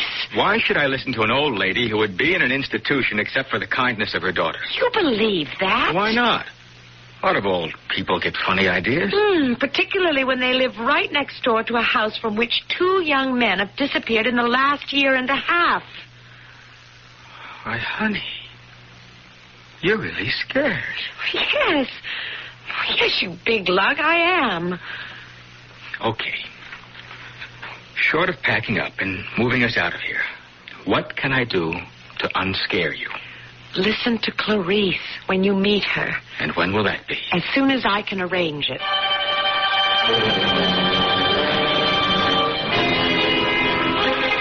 I see your little lady friend from next door is coming to visit, Clarice. And I must say I'm glad to get a chance to rest.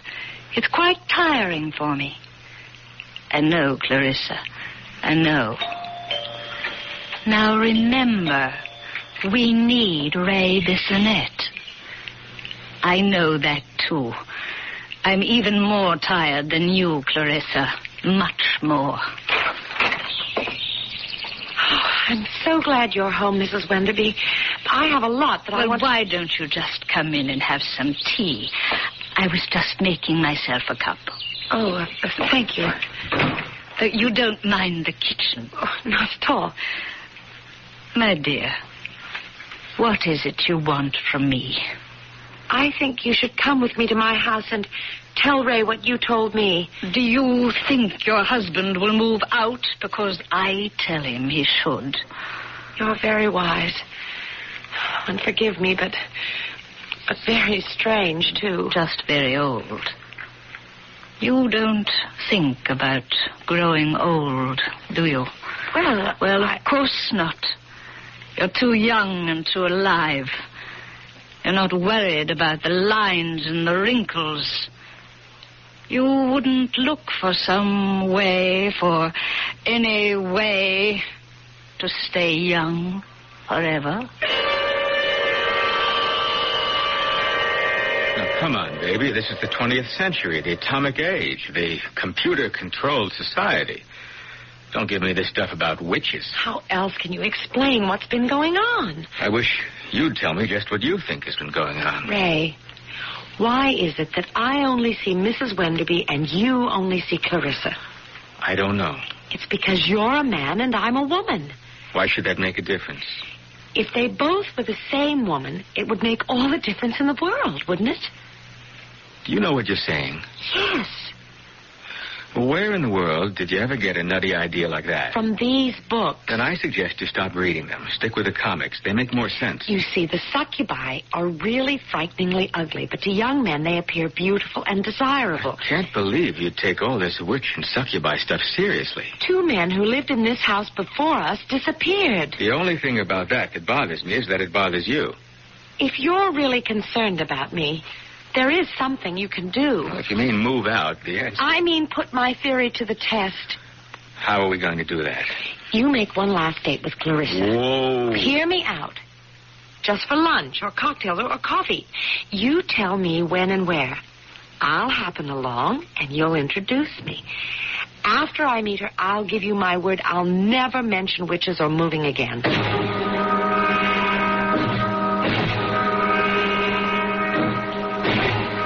Sorry, Clarissa, but I don't think I'm late. You're right on the dot. Honestly, Ray, I was so excited when you called. I just couldn't wait to see you. My wife asked me to call you. Well, I find that fascinating. She's really bugged about never having met you, and she's getting all kinds of crazy ideas about you and your mother, and I'm really worried. Well, of course you are. I will have you and your wife at my house for cocktails tomorrow around 5:30. Great. But only on the condition that you come alone on the following day for tea. I hate tea. Oh, but you haven't tasted my brew. But And you'll also promise to look deeply into my eyes when you drink. You're putting me on. I was never more serious in my life. And now, if you'll excuse me. Oh, but I wanted to tell you about this. Talking to yourself, darling? Oh, Lisa, no. I was just trying to tell Clarissa about your coming today. Where is she? She just this minute went to the ladies' room. Mm-hmm. Oh, come on, Lisa. She asked us over for cocktails tomorrow. She did?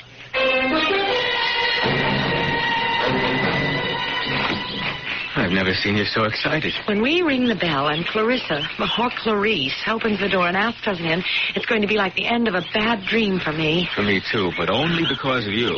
I've never seen you so uptight before. Oh, after I meet her, I'll make it up to you. Just go back to being your old self. I promise. Oh. What's the matter? I don't know.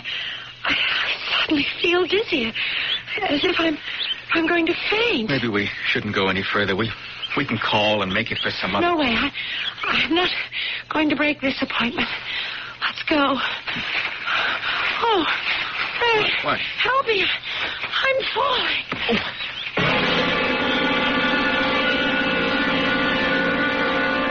You promised not to hurt her. The doctor's car drove into the highway a few minutes ago. We should be hearing from him any minute. There. Answer it. Answer it. I don't want him to think we've been sitting right on the phone. Now. Hello? Clarissa? Yes, Ray. Where are you? I'm home. The most incredible thing happened. We were on our way to your house, and Lisa suddenly felt faint. As a matter of fact, fainted dead away. Hit her head on a stone. Oh, I hope it wasn't serious. The doctor said she'll be okay in a day or so, but... meanwhile, we have to postpone our date. Oh, what a shame. I was so looking forward to meeting Lisa. Not half as much as she was. Remember, you're having tea with me. Well, that'll depend on how Lisa feels. I'm so glad Lisa's feeling better. And I'm equally glad you came over for tea. Well, would you be very upset if I drank something else? I'm just not much of a tea lover. Well, you haven't tasted the tea I brew. I promise you, an unforgettable experience. Oh. Well, if you put it that way. I do indeed. Oh, here. Needs just a little sugar, but no cream. Looks awfully strong. Taste it. Doesn't smell like any tea I ever drank. Well, I told you it's not like any tea you ever drank. Come on now, Ray. Take a swallow and look at me. I see you. I mean, in my eyes. Look deeply and drink deeply. Oh, Clarissa. You're... Yes, Ray. What am I? Oh, you're truly beautiful. Beautiful. Oh, thank you, Ray. Your eyes have a radiance and a shine that I've never seen before. And your lips. Yes. Yes, my lips. Would you like to kiss my lips? Oh, yes. Yes, I would. Oh, this is what I wanted since we first met, Ray.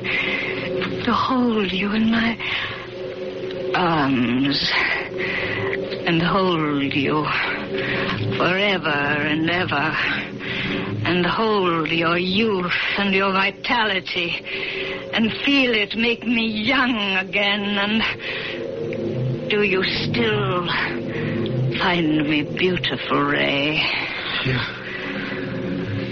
You've changed. But I can still see your beauty. Drink some more tea, Ray. And hold me. Hold me tight and close, that's it. Squeeze me, Ray, and I'll squeeze you. Squeeze the life out of you and into me, and... You're not Clarissa. Of course I am. I'm your Clarissa, and Lisa's Clarice, and your true love. No, you're old. You're the old lady Lisa saw. Hold me. Hold me, Ray. Hold me tight. The tighter you hold me, the more I'll seem like Clarissa. Hold me, Ray. Hold me. And love me for all eternity. Because we're bound together forever.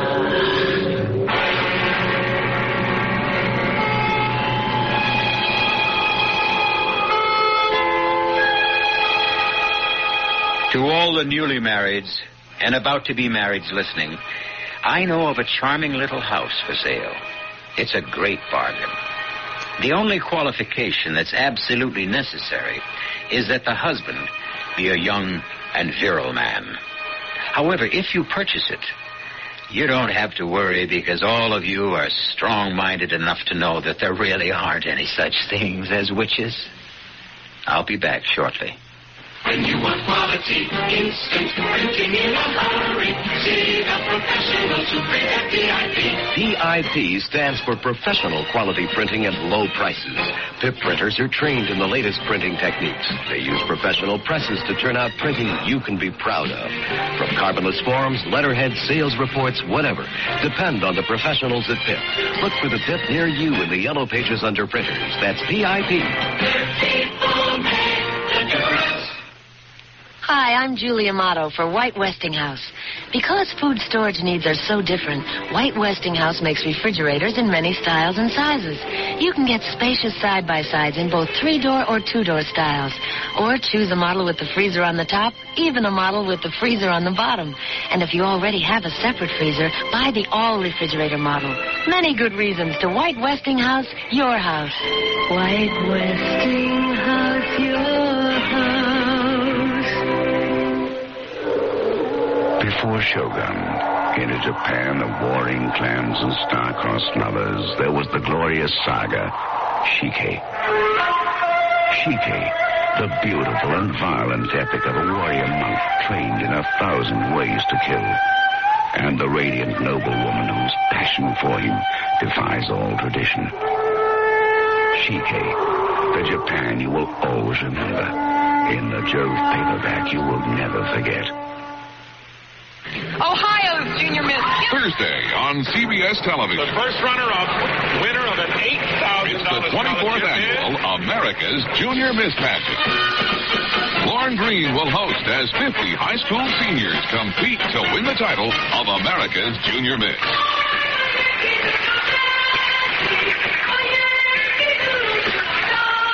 Don't miss the America's Junior Miss Pageant, Thursday at 8, 7 Central and Mountain on CBS Television.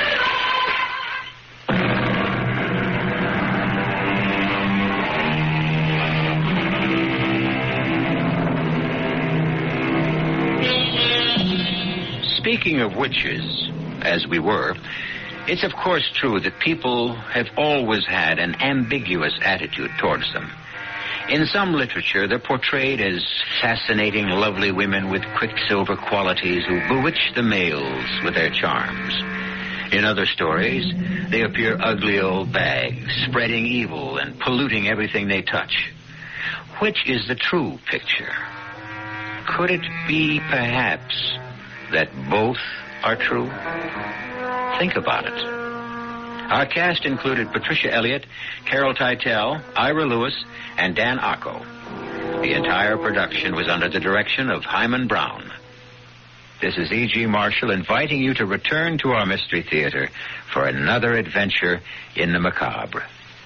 Until next time, pleasant dreams.